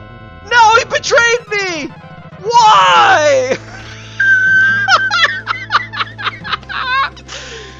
Oh no! We're gonna Fire 2.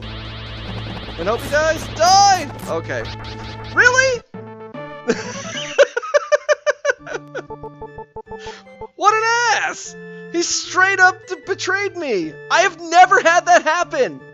I have absolutely, in all of the... I have played this game hundreds of times. I have never had an NPC betray me. That was beautiful. That was so good. Oh, man. Thank you so much for doing that during this marathon. That was so good.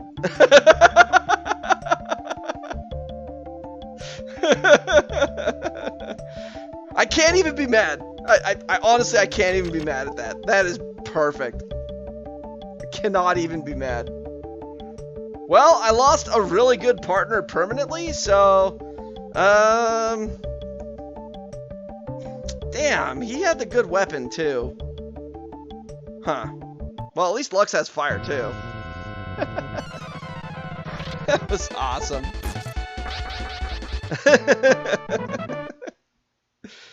Well, here's what's awesome is that I've known forever. I mean, mechanically, I know this game pretty much, you know,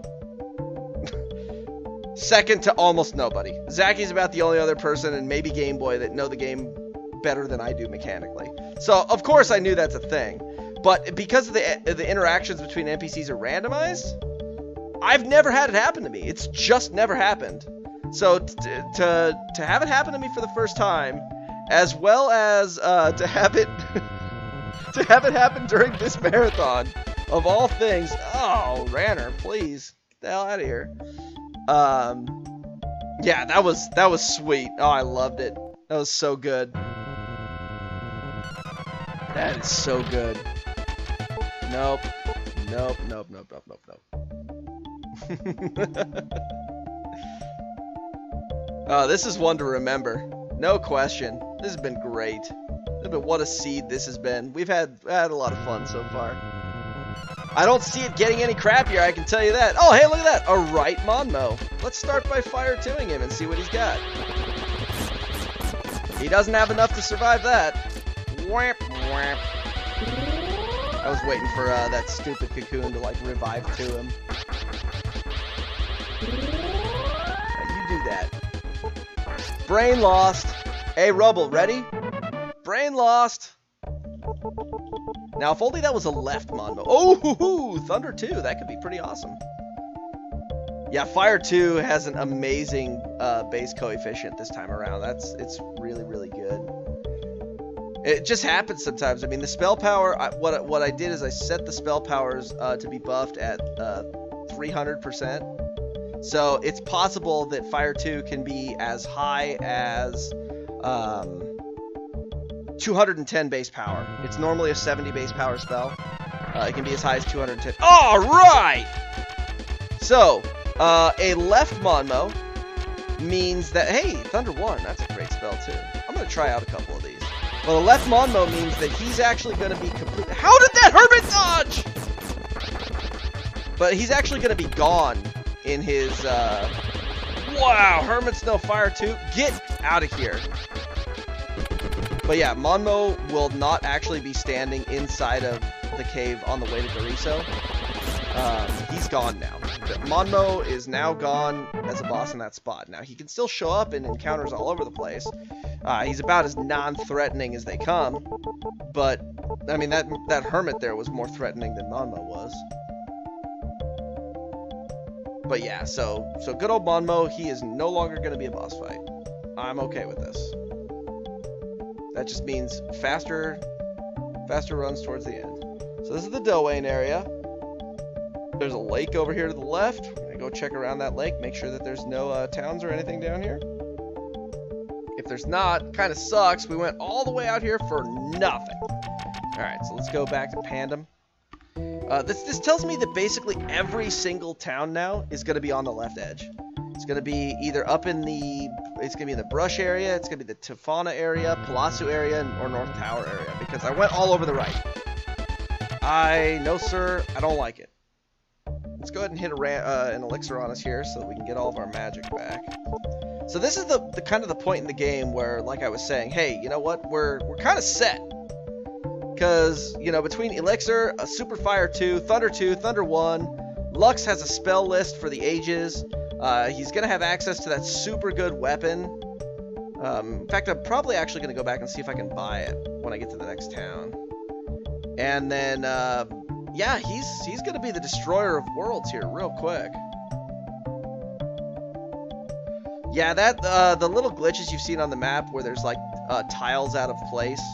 That's actually caused by the double walking speed. It's because the game is like trying to render something that's, you know, it's moving faster than the game would normally render it, and it's basically just causing it to pull from like junk data.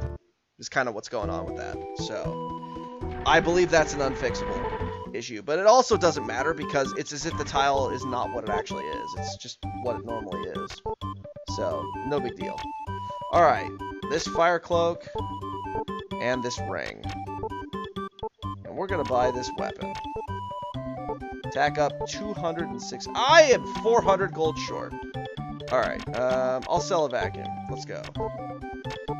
We did it! We bought a fear rod. We're now ready to go and crush things. 286 power. I love it. Just wait to see what happens when I power up against the next target. Fire 2. Who needs that? The scary stick. You want to get beaten with a scary stick? Eat fear rod. I don't know why I sounded like I was going to be a pro wrestler or something there for a second. I didn't realize that's how Lux was going to sound, but apparently he came out like that today. Alright, this is Palazzo in the Palazzo area. Fred!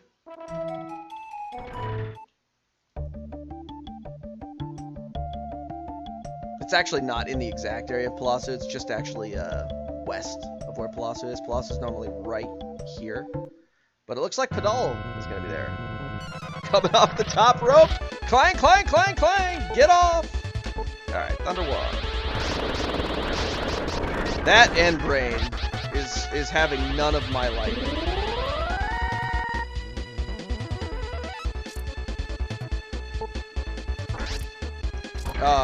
That's what I was hoping for. Hey, no. Snap into a fear stick. Whoa, yeah.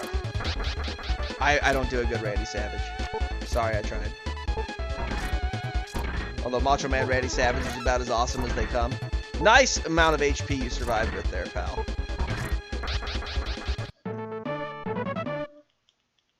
So yeah, this run's been pretty fun so far.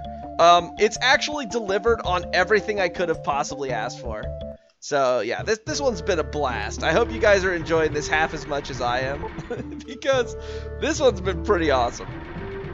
I have nothing but good things to say about this seed. At least once I got past the beginning part that was kind of brutal, but it's been pretty damn good so far. I'm really enjoying it. Can only wait to see what the rest of this is, and of course, our friendly final boss, Gorsha 5000, is also randomized, and since his stats are, you know, superior to basically everybody else's, you can come up with some absolutely redonkulous-looking reductions in stats, so I will actually probably just pull up the Lewis script just so I can see what his actual, what his actual stats are, because he's always worth looking at. Oh boy. Alright, this is the Luz Cave. I have not found a left dragon yet, so I do have to go through this cave. But you know what? I'm going to hold off a second. I'm going to see what else is over here to the right real quick. If we can find a town over here. No, nothing close by. Alright, we'll go for it. Let's hit Luz. Moonblaze Wolf coming in with the raid! Raid!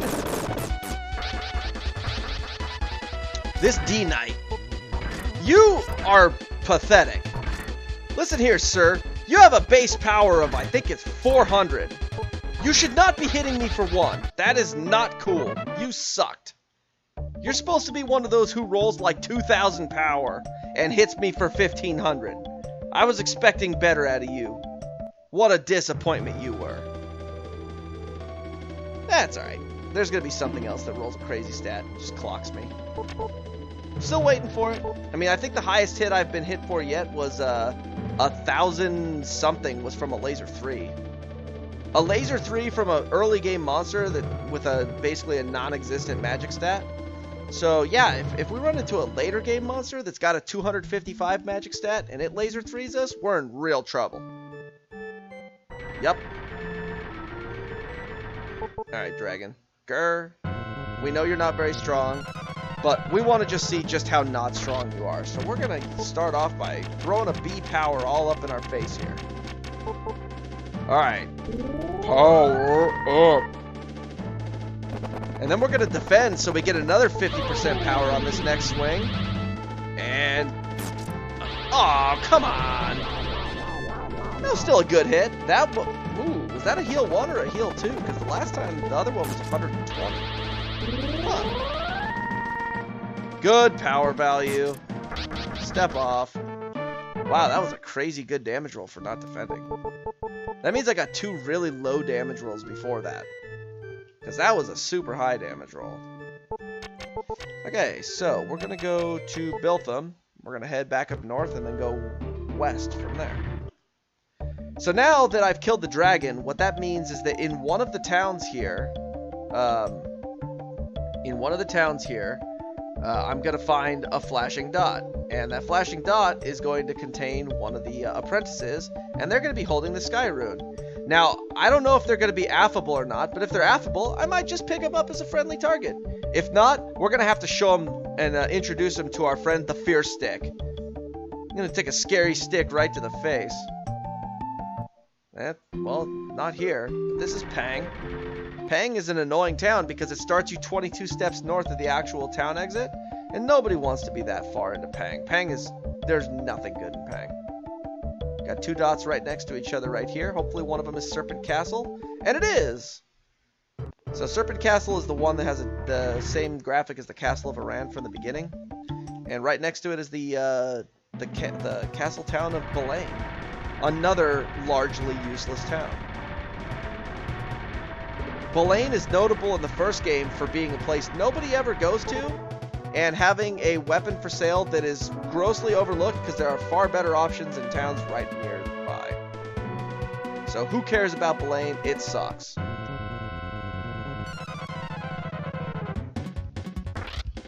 Hi, Red Pison. I didn't one-shot him? Boo!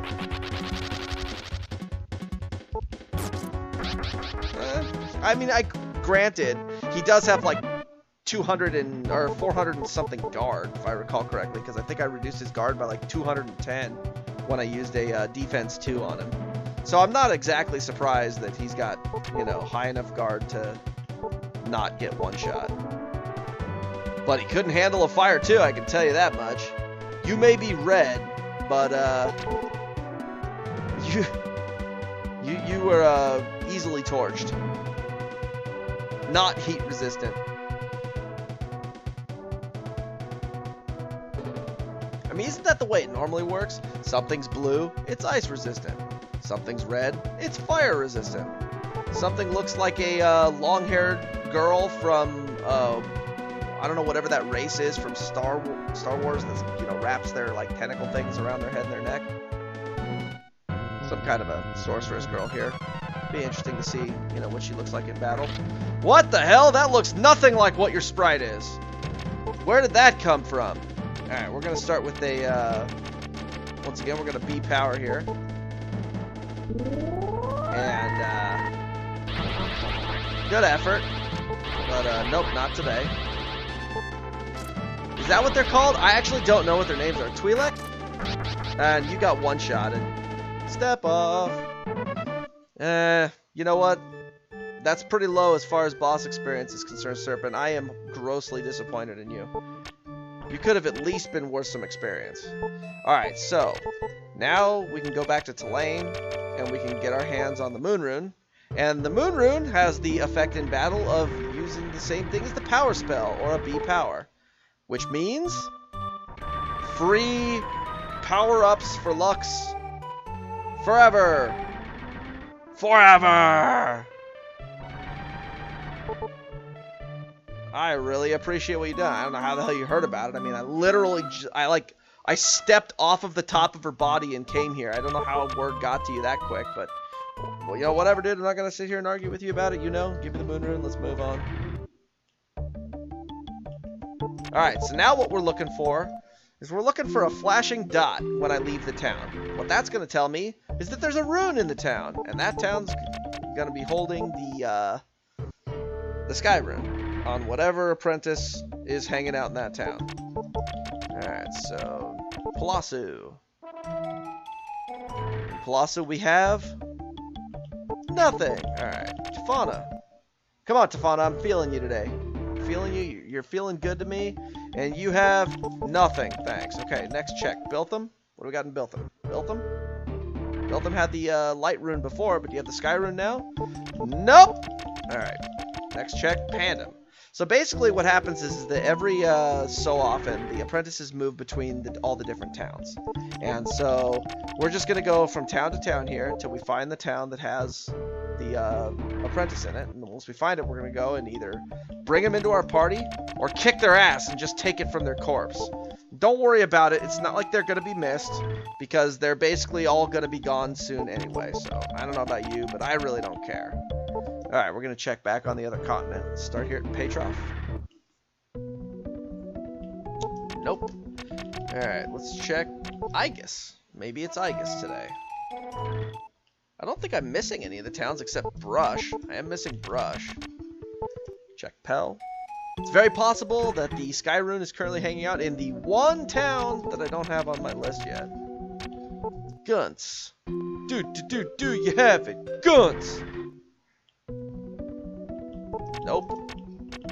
Not Gunts. Bone. You gonna throw me a bone? That's a negative. Okay, so now we get to figure out where the hell is Brush. Where do I want to look? I know where we're gonna look. We're gonna go to Belaine, and then we're gonna head north. That's what we're gonna do. We're gonna leave from Belaine, and we're gonna go north.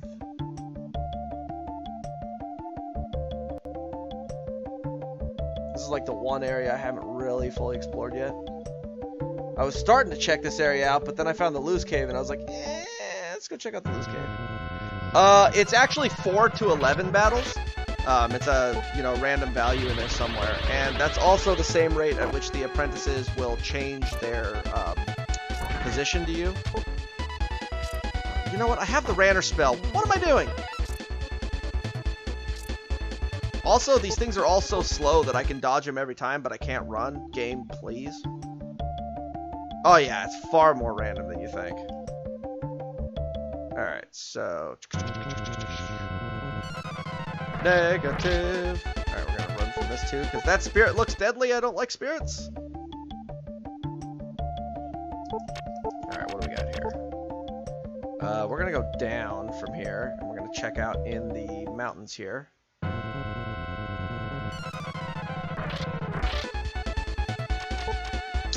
Ranner. Peace out. It's also pretty awesome that Ranner happened to be the first spell that I learned, so I could just go right into the menu and go boop, and we're gone. See ya.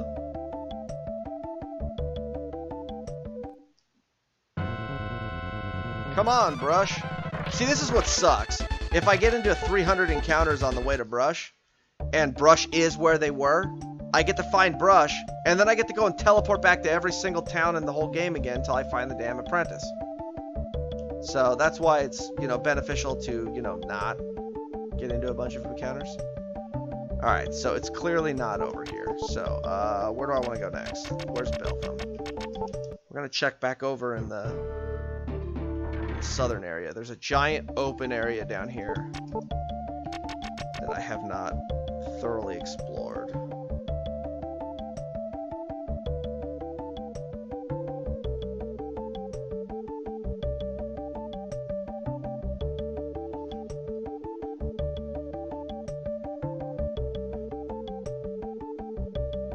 Basically, I'm just looking for a dot hanging out on the map somewhere.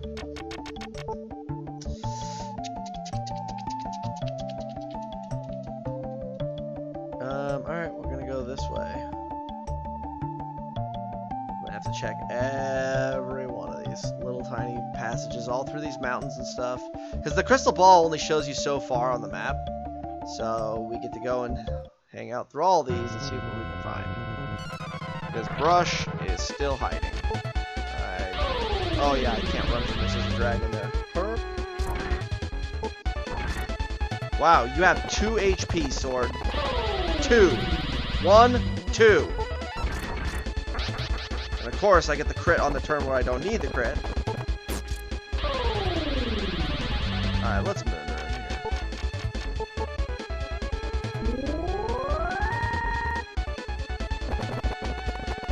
here. So, Dragon being a boss is a class 1 encounter, meaning that at this point, it's just an annoyance. It's like a speed bump.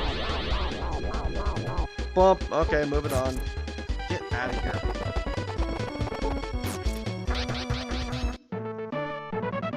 He's not even really worth the experience.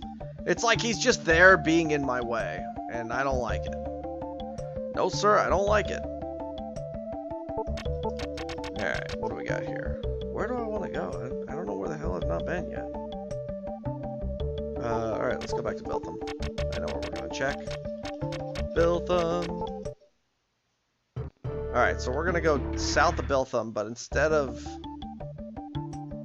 following the mountains to the left, we're going to follow the mountains to the right. And we're going to check all over in this area. Because there's this big, giant, wide open area over here.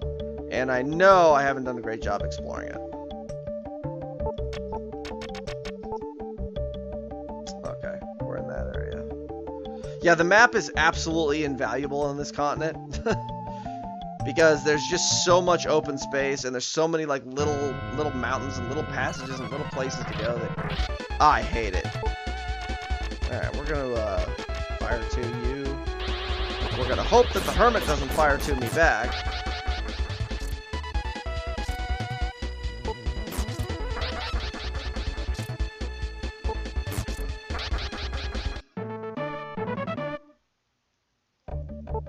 No. Sorry, son. Negative.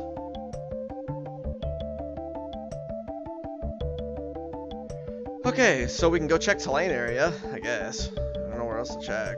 I'm kind of running out of locations here, unless I just flat out missed it somewhere, which is possible. I'd like to say no, but it's very possible. I guess we can go back to Pandem and kind of head along that coastline again. Why do I keep doing that? I have the Ranner spell.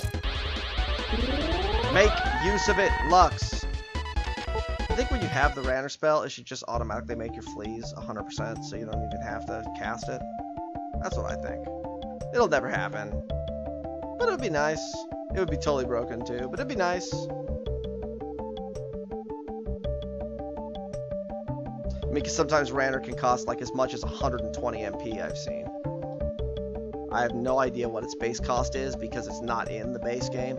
It's, like I said before, it's a spell that was restored for the randomizer. So I don't know what its base cost is, but I know it can be up to 120 MP. Wait! Is that it? I think I found it! No! Why are you here? Okay, we get a preview of a fight coming up here, you know, relatively soon.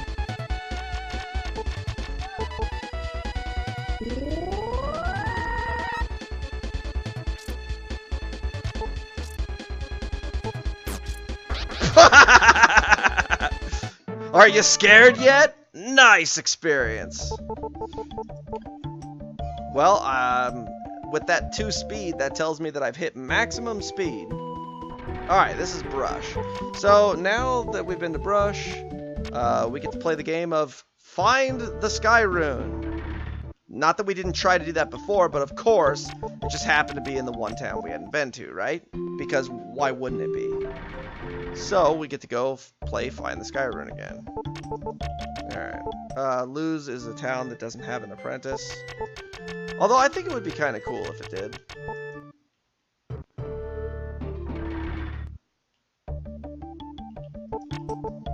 Alright, so I can actually check another town. That doesn't have it either, so we don't need to go to Palasu. Tefana. Tefana, you got nothing. Alright, I'm not feeling you, Tefana. How about Biltham? You can hide out in Biltham today, Skyrune Apprentice? What are we thinking? Biltham? Wrong. Nope, not Biltham. And definitely not Pandem either. But we can check Pandem.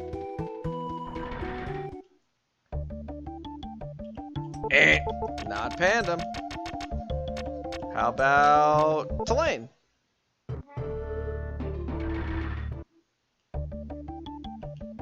Nope! Alright. Doane, which is, I believe, right next to Tulane, so I really didn't need to check it, because it should be right there. Hup! There it is! What do you know? Alright, we're gonna check Igus. We're gonna start going from the top down now. Igus? Not Igus. Pell?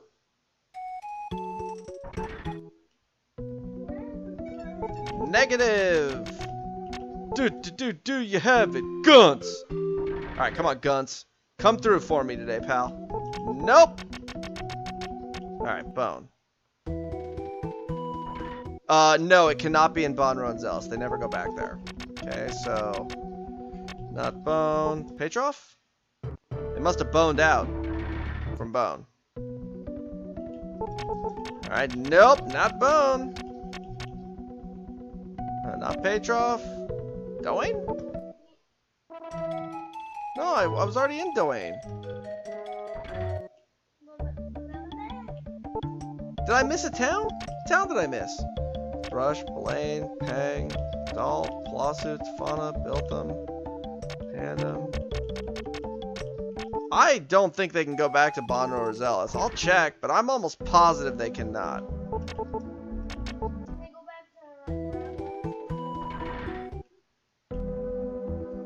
Yeah, no. What? No, I have Brush. Go back there then. It's not in Brush.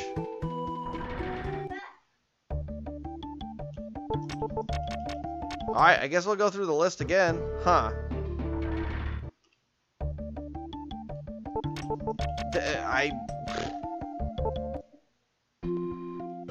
I'm not missing any towns. I have all the towns. No, I went to Pandem. Pandem did not have it. I also haven't gotten into any encounters. They're obviously hiding. They're hiding really good. Or something super glitched. One of the two. I'll check the fauna again. Come on, Edward. Come out of hiding. Stop it. Edward. Move up here. Help me get into a battle. That was Biltham. Let's check Pandem. These are not the droids you are looking for. Move along. Alright, let's check Tulane.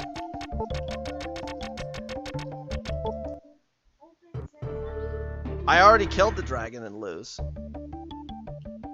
It's not either one of these towns, so it's not Doane either. What the hell? It's just not possible. I've been to every single town in the game. Did they go to Valenka? They can't go to Valenka, can they? They can't go to Valenka. Valenka's not even available yet. I don't have the Sky Rune, do I? What the hell is going on here? I got nothing right now. I don't know.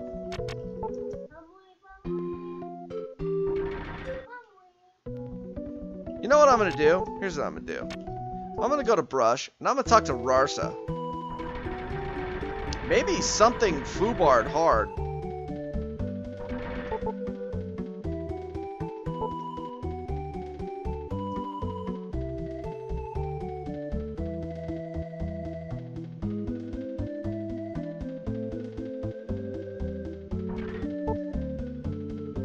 What, do they disappear? I've never seen that message before. What is that? They just not in a town or something? What is that?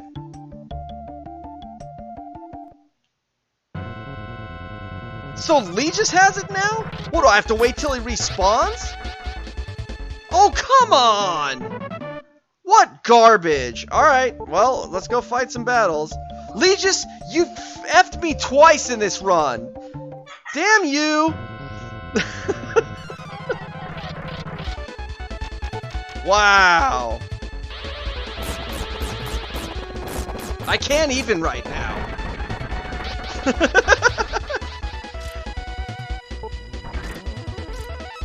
Yeah, the betrayal. Twice! I hate you. I absolutely hate you. This is something it's the gift that keeps on giving. Metal Pison is apparently everywhere too.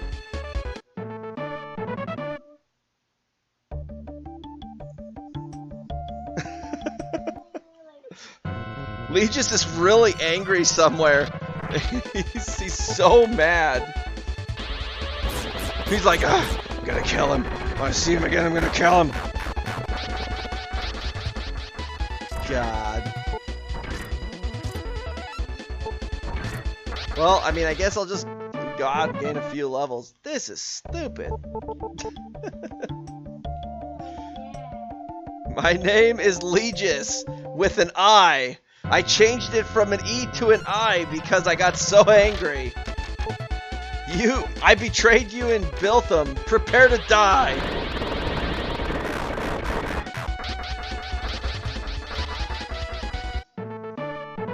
Alright, you know what I'm going to do? I'm going to go back to Brush.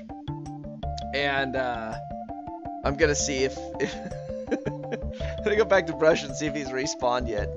If Rarsa tells me there's still a recluse, then that tells me that they haven't respawned. So let's try again. What do you got for me, Rarsa? Come on, come on. Damn it! All right.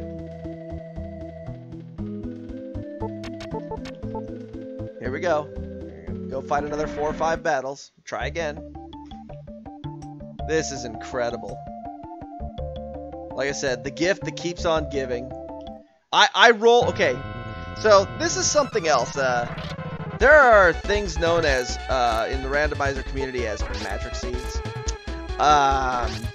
So, I am known for rolling extraordinarily trolly, terrible seeds that nobody ever wants to play, nobody would ever want to run them, and they somehow find their way into the hands of poor, unsuspecting people, you know, like myself. And, the worst things always happen in seeds that I roll when I roll randomizer seeds. So apparently I rolled a true magic seed for this one. This has been a 10 out of 10 run. I couldn't have asked for anything better. I don't have enough MP. Great. I'm exactly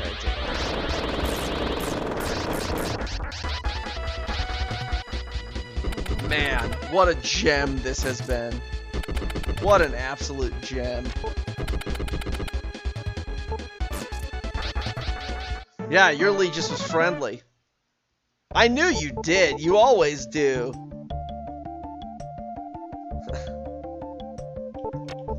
Alright, we're gonna go back to Brush, because I need to hit the inn. I don't have any MP. I wasn't paying attention to my MP while I've been talking with chat, laughing and having a good time at my misfortune!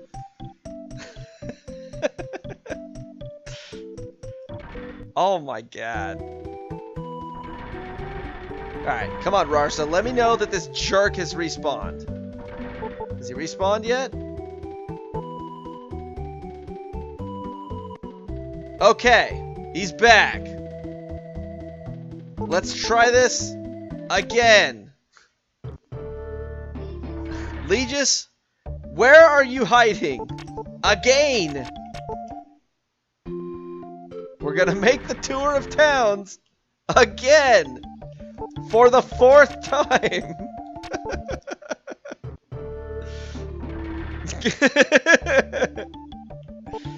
For the 4th time.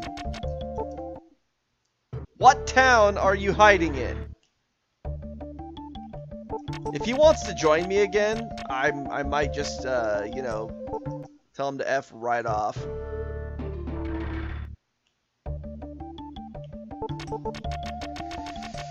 Not Biltham. How about Pandem? Oh, here he is. He's in Pandem. Alright, so just in case he decides to fire to me and teabag my corpse, we're gonna go ahead and hit the inn.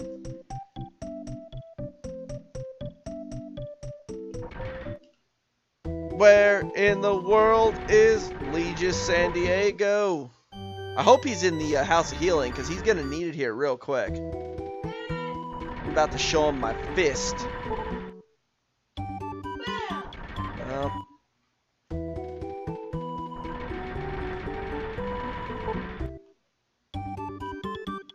We're going to introduce him to the Fear Stick. This is just amazing. Is he in the tavern? He's got to be in the tavern. Or he snuck out of town while I was walking around. Where are you, Legis? Be quiet.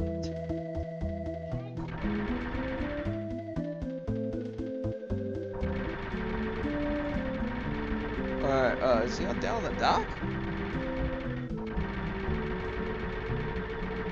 House by the dock? No? No? Maybe he's hanging out in the north town, the building at the very top? Man, this guy is a phantom. You got Houdini over here.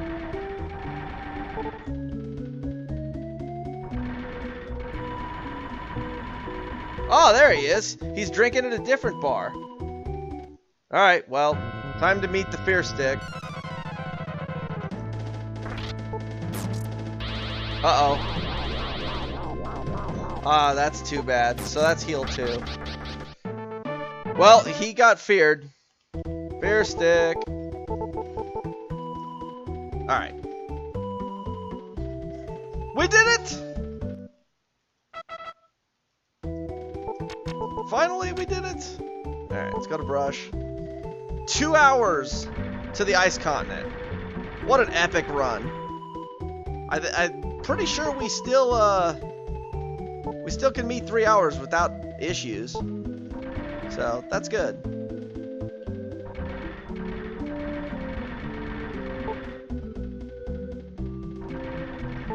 Random people that move from town to town, Steve? Yeah, we do need that. We need to add that to Crystal's randomizer. Let's make it Mezia, and you have to catch her, and she just despawns every so many number of frames. So you could be walking up to her, and she just goes, nope! Oh yeah, by the way, that cutscene's been shortened right there. So instead of flying all around the place and giving us this cool Mode 7 cutscene, we have liftoff and then immediately crash. You know, it was a great launch. All right, so it looks like we need to go south.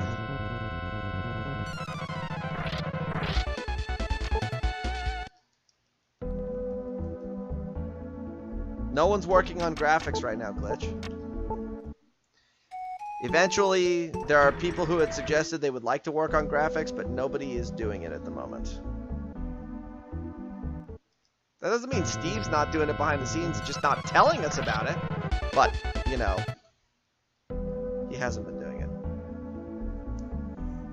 I don't need to. I got 255 speed. I'm good on these things. But thank you. Thank you for reminding me that I have Ranner. Alright, we're going to check the normal Curse Cave spot. Besides, we're going to need to get into the habit. Fred, it's in the normal Curse Cave spot.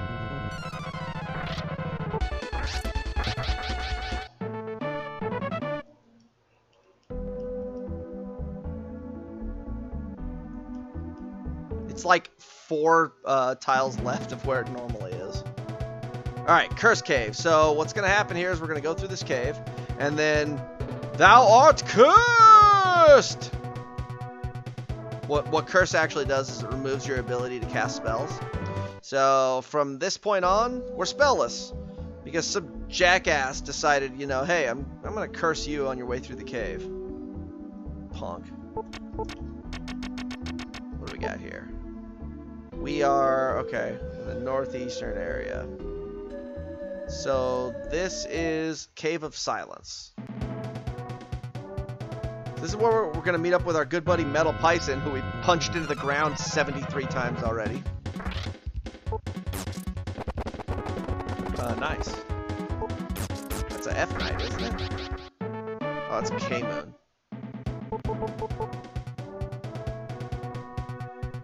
Oh, I have to be quiet here? Shh. Be very, very quiet. I'm hunting Pisons.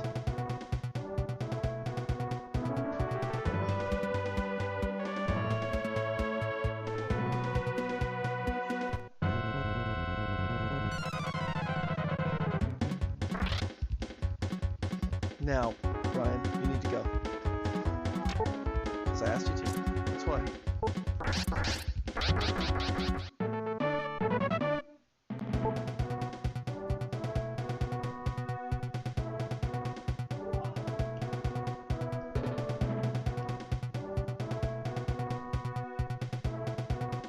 Dad percent. Where am I going?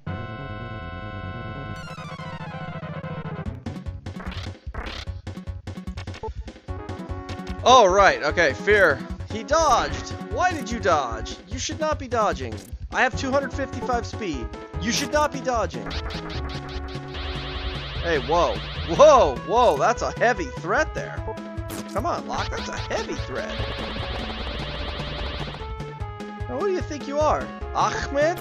I thought your name was Locke, not Ahmed Cole.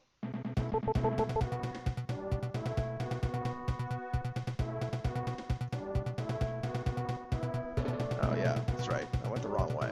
Get up the stairs.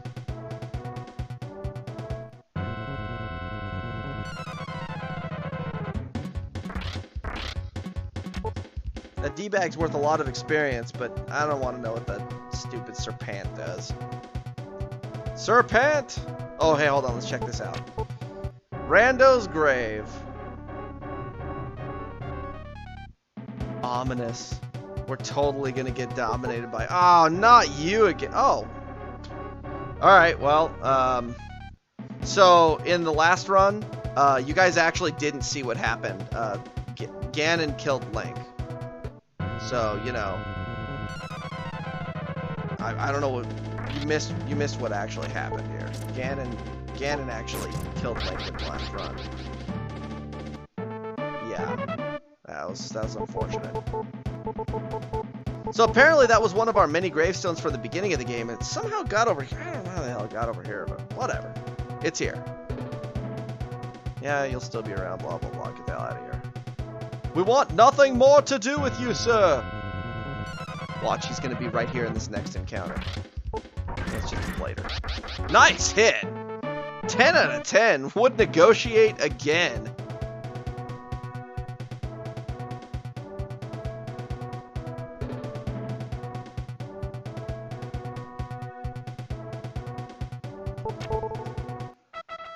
We picked up the moonlight! Now, I don't know about you, but whenever I see the moonlight, I think to myself, damn, someone captured a beam of moonlight in the chest? And yes, that's exactly what they did. Hey, there's the wizard rune location. So, you know, if I really wanted to, I could just say, forget it. I don't need my magic. Let's just go through the rest of the run. But, no. I want to be able to ranner. I want to be able to fire too. I want to be able to elixir. So, we're going to hope that this is... Of course, it's Bugask. We're looking for Guanta. And of course, we find Bugask. Ah, don't tell me. Oh, feels bad. It's all the way back up by where we started. Boo! Okay, well, we're gonna go. Have to make a trek all the way back up.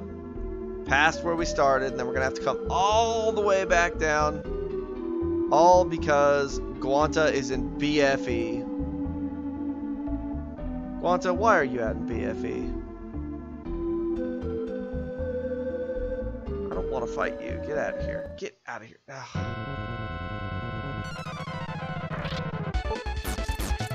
Didn't I kill you?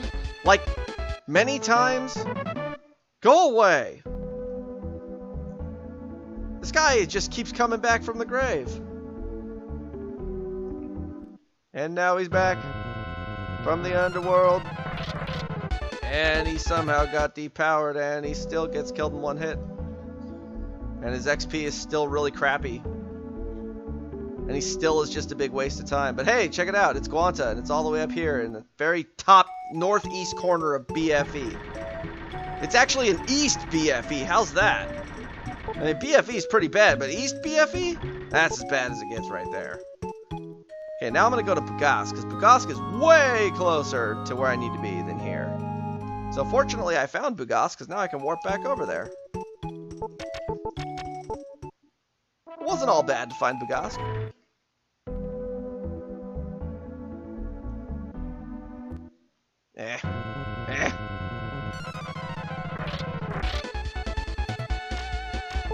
You king trick. Wow.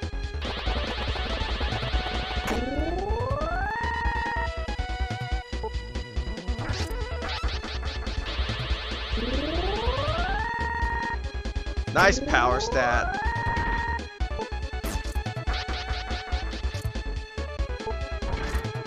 I may as well see what the experience value is on him.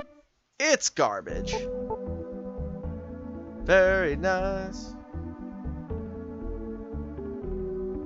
You know, I love when you've been playing a game and you get really far into the run and you start running into these, you know, end game monsters that give less experience than things you were killing 13 minutes into the run. That's always a good find. Alright, so it turns out that Gorsha's castle, which is buried under the ground under the cave that Monmo is normally in, if we hadn't stomped Monmo, curb stomped him out in the wilderness somewhere. But his cave is over where the Cave of Silence normally is. Don't care.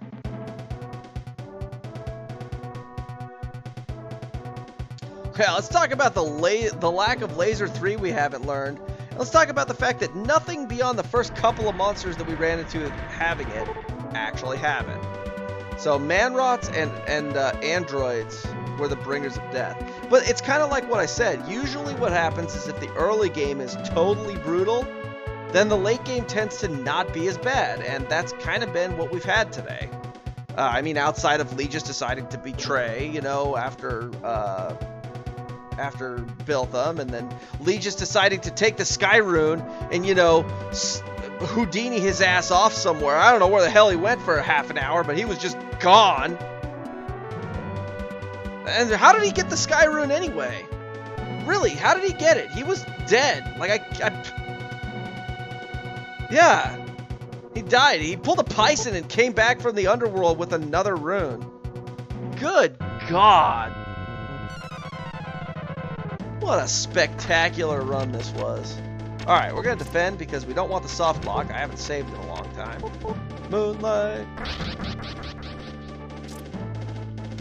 Alright, we're going to use this moon rune right off the bat here. We're going to double that 430 power we got. We're going to defend and... BAM! But it didn't quite kill him.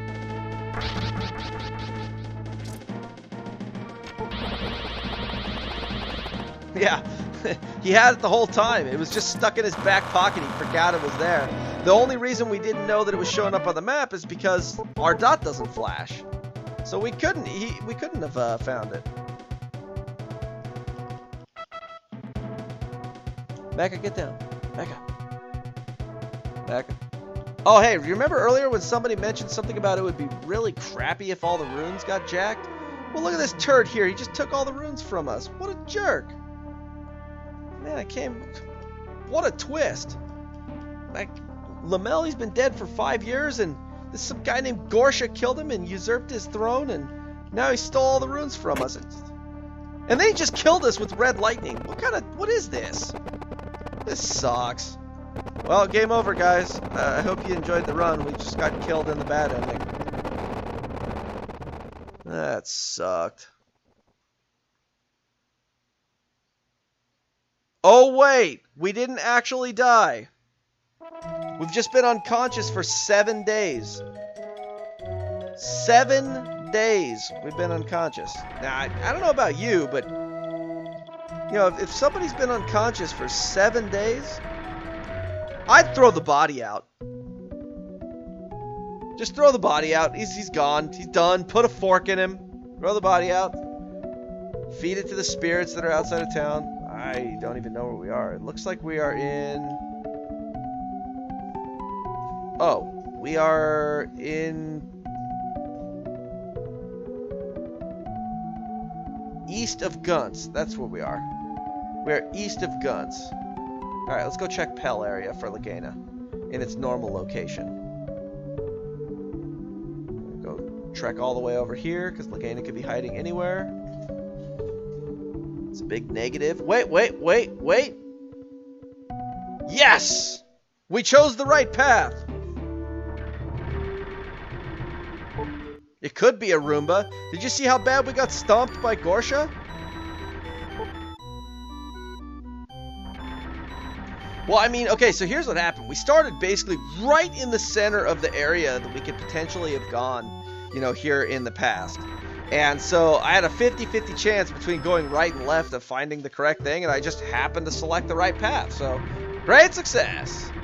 So now what we're going to hope for is to have even more great success and get a first airship door. Come on, game. First airship door. Let's see. Can we get in here? First airship door. First door. Going inside. Running behind the bookcase and... Woo! We're here, dudes! The game is telling us something. It wants us to finish under 3 hours. Run, Lux! Run! Don't talk to anybody or they'll kick you off the airship. Value in first door. Thought I wanted to kill Legis a third time? No, I'm 5,000 years into the past now. He no longer exists. Not worried about him. You know, so I wasn't intending to make this a solo run, but hey, you know what? Legis decided it's going to be a solo run, so solo run it is. Here we go. We're going to finish the game as a solo run. Alright, so then we just flew on this airship, and we talked to the captain to get over here, but, you know, hey, we're not allowed to be on this airship, so they're gonna throw you right out. I don't know why the hell nobody threw us out, you know, before the airship took off, or why the airship captain just talked to some random robot that walked in and said, hey, let's go, and he went, okay! But hey, you know what? This is 7 Saga. We don't ask questions like that. They don't get answered properly. That's either the most incompetent ship captain you've ever seen, or... they have some really, really confused guards on there. Alright, so here is Letter Town. It actually happened to be really close by. I believe this town's called Palsu? Palsu? Welcome to Palsu! It's Palsu! I can never remember the name of this particular town. I always just call it Letter Town. Tefuro's Bomb Town.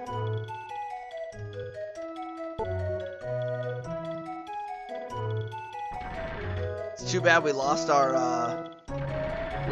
wind rune, and too bad wind balls don't actually work here. I'd wind ball right back to Melanem. I don't care that it's only 13 steps away. I want to wind ball back to Melanem.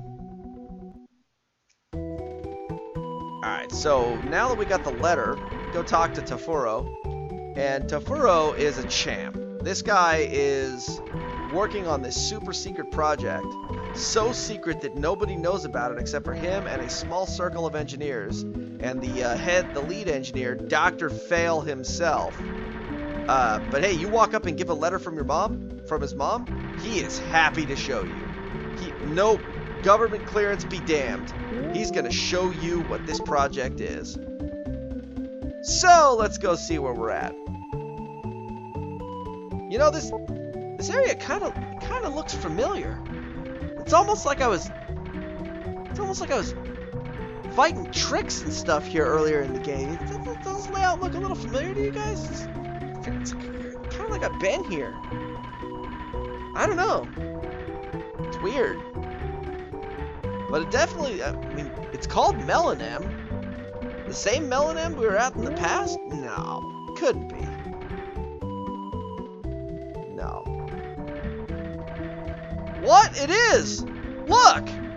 Look, there's that big dome thing from before, except for it's kind of lit up and got a lot of different colors on it. It's kind of like a Christmas tree sitting in the middle of that room. Whereas before it was all lifeless and there were no pretty light bulbs on it. It was just a big dome in the center of a room. And hey, that brown coat that we picked up, it just happened to be on the exact same tile where Tefuro's standing right now. So Dr. Fail here tells us that is the ultimate Tatujin sitting in the middle of the room. His name is Foma. He was built to kill Gorsha, and while he could do that by drawing on the power of the Dark World, there's a really high chance that if they activated it, it would go haywire and could totally destroy everything. So, you know, he's going to go ahead and deactivate Foma, but there's not a chance in hell that that thing could get set up, you know, and that anything could happen in between now and then. I mean, Dr. Fail is infallible after all. He's the greatest engineer ever. Oh, wait. It did go haywire. And now we get to sink the entire continent by using a power-up here and crushing this thing into 1,000,000 pieces. You want to know why Melanam was under the ocean? Lux is the reason why Melanam was under the ocean. BAM! Smashed it. And now the Hank Hill siren. Whoa! Whoa! And now the continent sinks under the ocean, only to be found later by our friend Lux and his partner Brand2, 5,000 years from now. Alert! Alert! Legis has returned once again. No, not him! He's on our tail. Run! We could sink a whole continent. It doesn't stop him. Who does this guy think he is? Balder?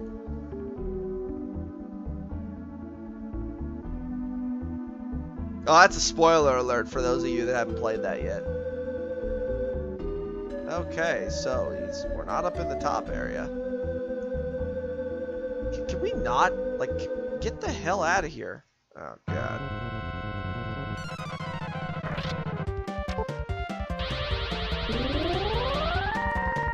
Man, what a great run. I'll tell you what, I don't think I'm...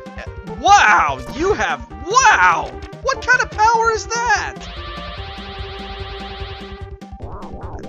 I don't even...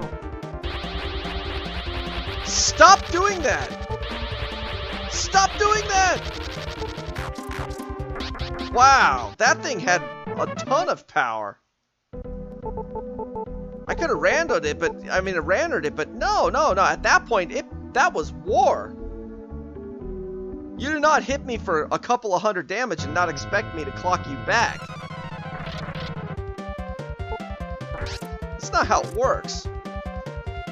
In this world, it's kill or be killed. Wait, no, that's Undertale. That's different game. Never mind. Sorry, I got confused. That water is just floating.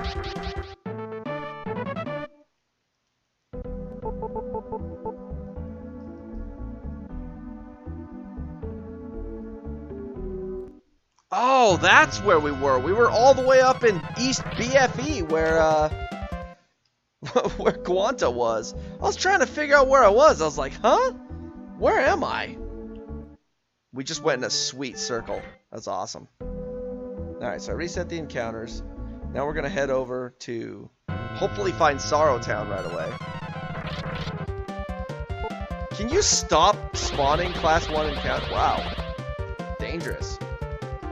Dangerous.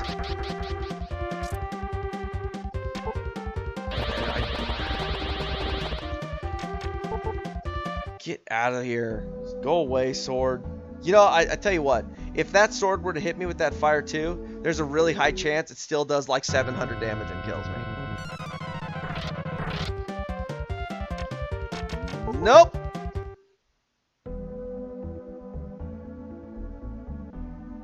Alright, first on the list, we find Gorsha's castle. We do not want Castle Gorfin yet. We do not have the runes. Gorsha is unkillable at this point. He is literally God. And he can sit on his porcelain throne and, you know, take the most epic divine crap ever and wait for us.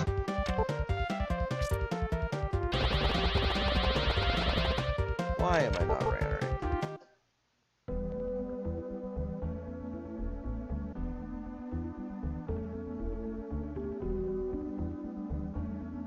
Alright, this is Sorrow Town. So, I'm gonna go ahead and hit the inn here real quick. This way, God forbid somebody in the Sorrow Cave rolled, you know, 6,000 power. And, you know, they one-shot me. I don't have to go all the way back from the airship. So we're gonna keep heading south. And we're gonna find Sorrow Cave! Alright, so Sorrow Cave here is just a series of narrow hallways that lead to basically a mini boss rush between two bosses. And then at the end of it is our good buddy Sorrow, who we have yet to meet.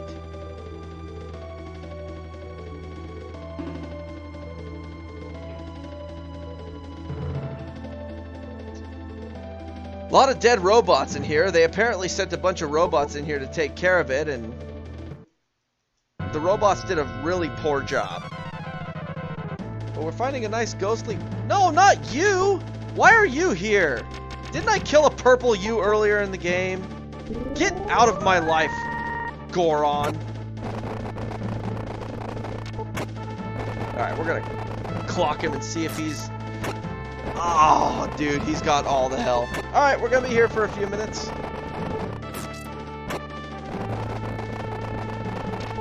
Hefty, hefty, hefty. Wimpy, wimpy, wimpy. I remember those commercials.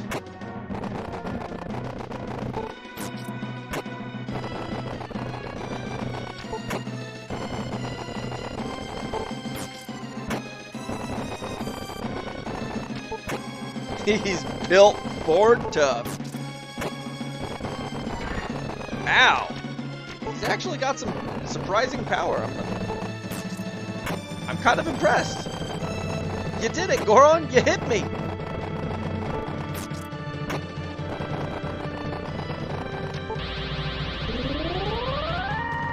Really? Oh! He has 1,097 guard! Good job! Good job! Wow! So it actually, why did you cast that again?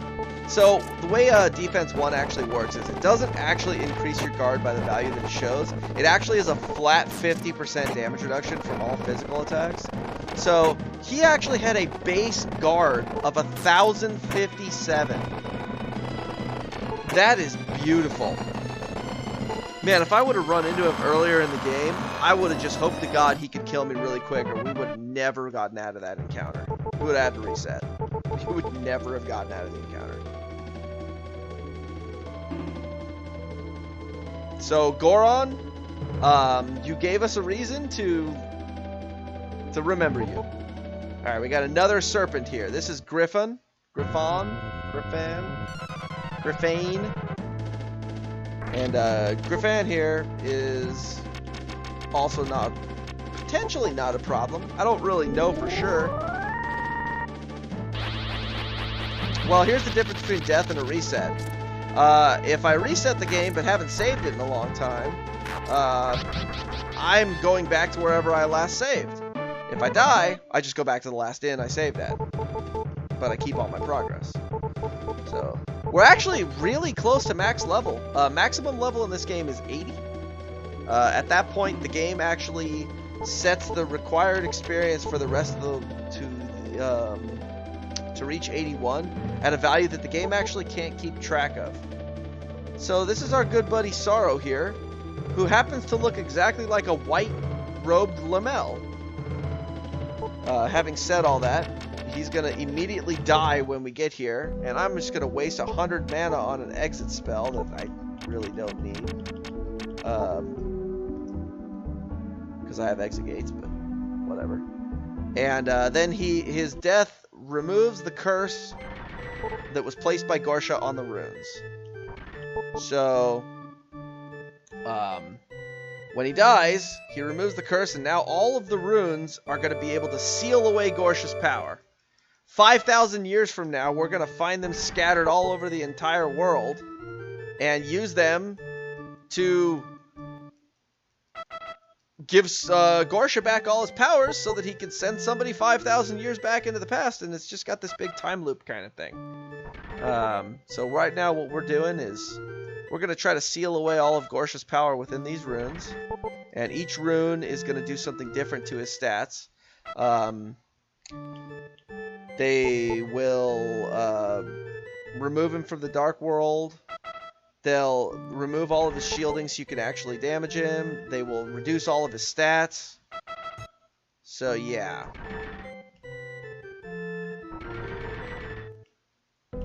Alright, heading up to Castle Gorfin here, which was a little bit north of where Sorrowtown was.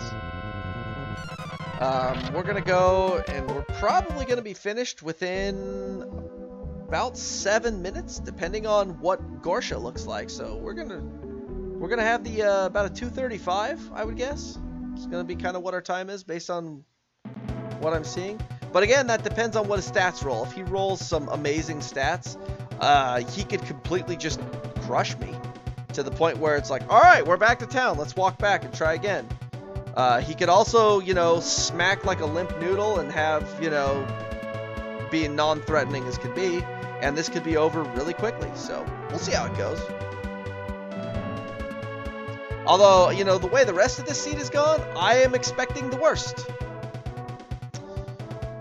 Because I'm expecting to go into the battle here and have Legis actually show up. Because why not? Go to the dark world. You know, isn't that what Legis told me, you know, when he betrayed me? Something about going to the dark world? Alright, we're going to start with a Be Protect here. Because this guy has... I don't have a Be Protect! Do I know Defense 1? Oh, I do know Defense 1. Okay.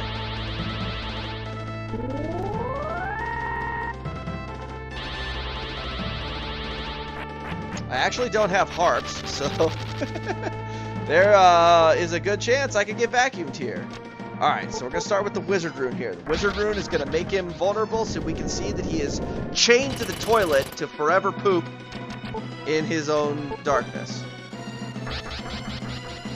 Okay, the Light Rune there removes his shielding, so we can now actually damage him. And the Star Rune here is going to cut his defense by half. The Moon Rune here is going to cut his power by half. And he has the strongest flex. He seems to be slow. Now, what happens when you use the Wind Rune and the Sky Rune is that they actually set his stat value in both the magic stat and the agility stat. They set it to 200. So if he actually has less than 200 in either of those stats, you'll buff him by using these. So I'm not really concerned about that. But I do want to use the Water Rune because that's going to have his maximum HP. Which he's in really bad shape. So we're going to go for maximum punishment here. We're going to power up.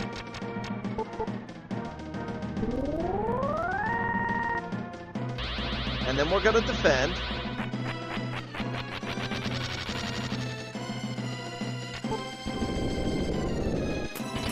And then we're going to put our big fist right in the center of his face. BAM! Run over. We did it! We put our big fist right in his face! And what is our reward? He kills us! Your reward for beating the game is death. How many games do you win and get killed for winning? But hey, we're going to be reborn because God himself has said, I am going to reward you by bringing you back to life. You will take the form of a small child, and your name will be Lamel. And the whole game gets to start over from the beginning with you going around and finding 7 apprentices to find some runes, and off the game starts again. So we get to grow up only to have the same guy that killed us and to have us reborn into Lamel to just kill us again and take us over.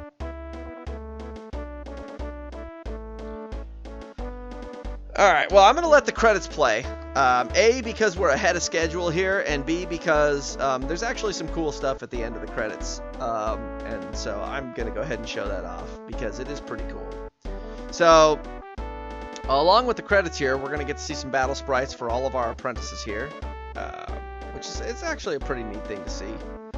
You know, because, you know, you don't actually always get to fight them all, and usually you only get to see the backside of the apprentices, except for the ones that you have to fight. So getting to see their animations and things, you know, from the front is pretty cool. I like that. It's a nice touch.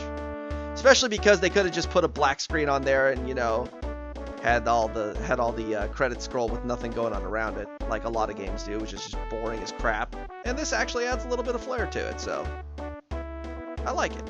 I do. One of the things I kind of notice about this game is that as the credits go through, this was a small team. It was a small team that made this huge game. So I say to them, because this game is one of those that, you know, I loved it when I was a kid. I rented it a million times. I never owned it, and I never beat it until I became an adult. And, you know, I helped with the speed run route of the vanilla game. Zachy and I worked together and did a ton of stuff on this game, you know, for his world record run. And then when I heard that Game Boy was working on the randomizer, I was all over it, you know, pretty much from like as soon as I heard it was a thing. You know, we've been playing it a ton since. I still regularly run it. I've completed some of the most ridiculous flag sets that could possibly be done. There were some flag sets before that they were never intended to be put together. There's a Chaos flag set and a Cubert flag set. If you're familiar with the Dragon Warrior randomizer, those kind of flags are there.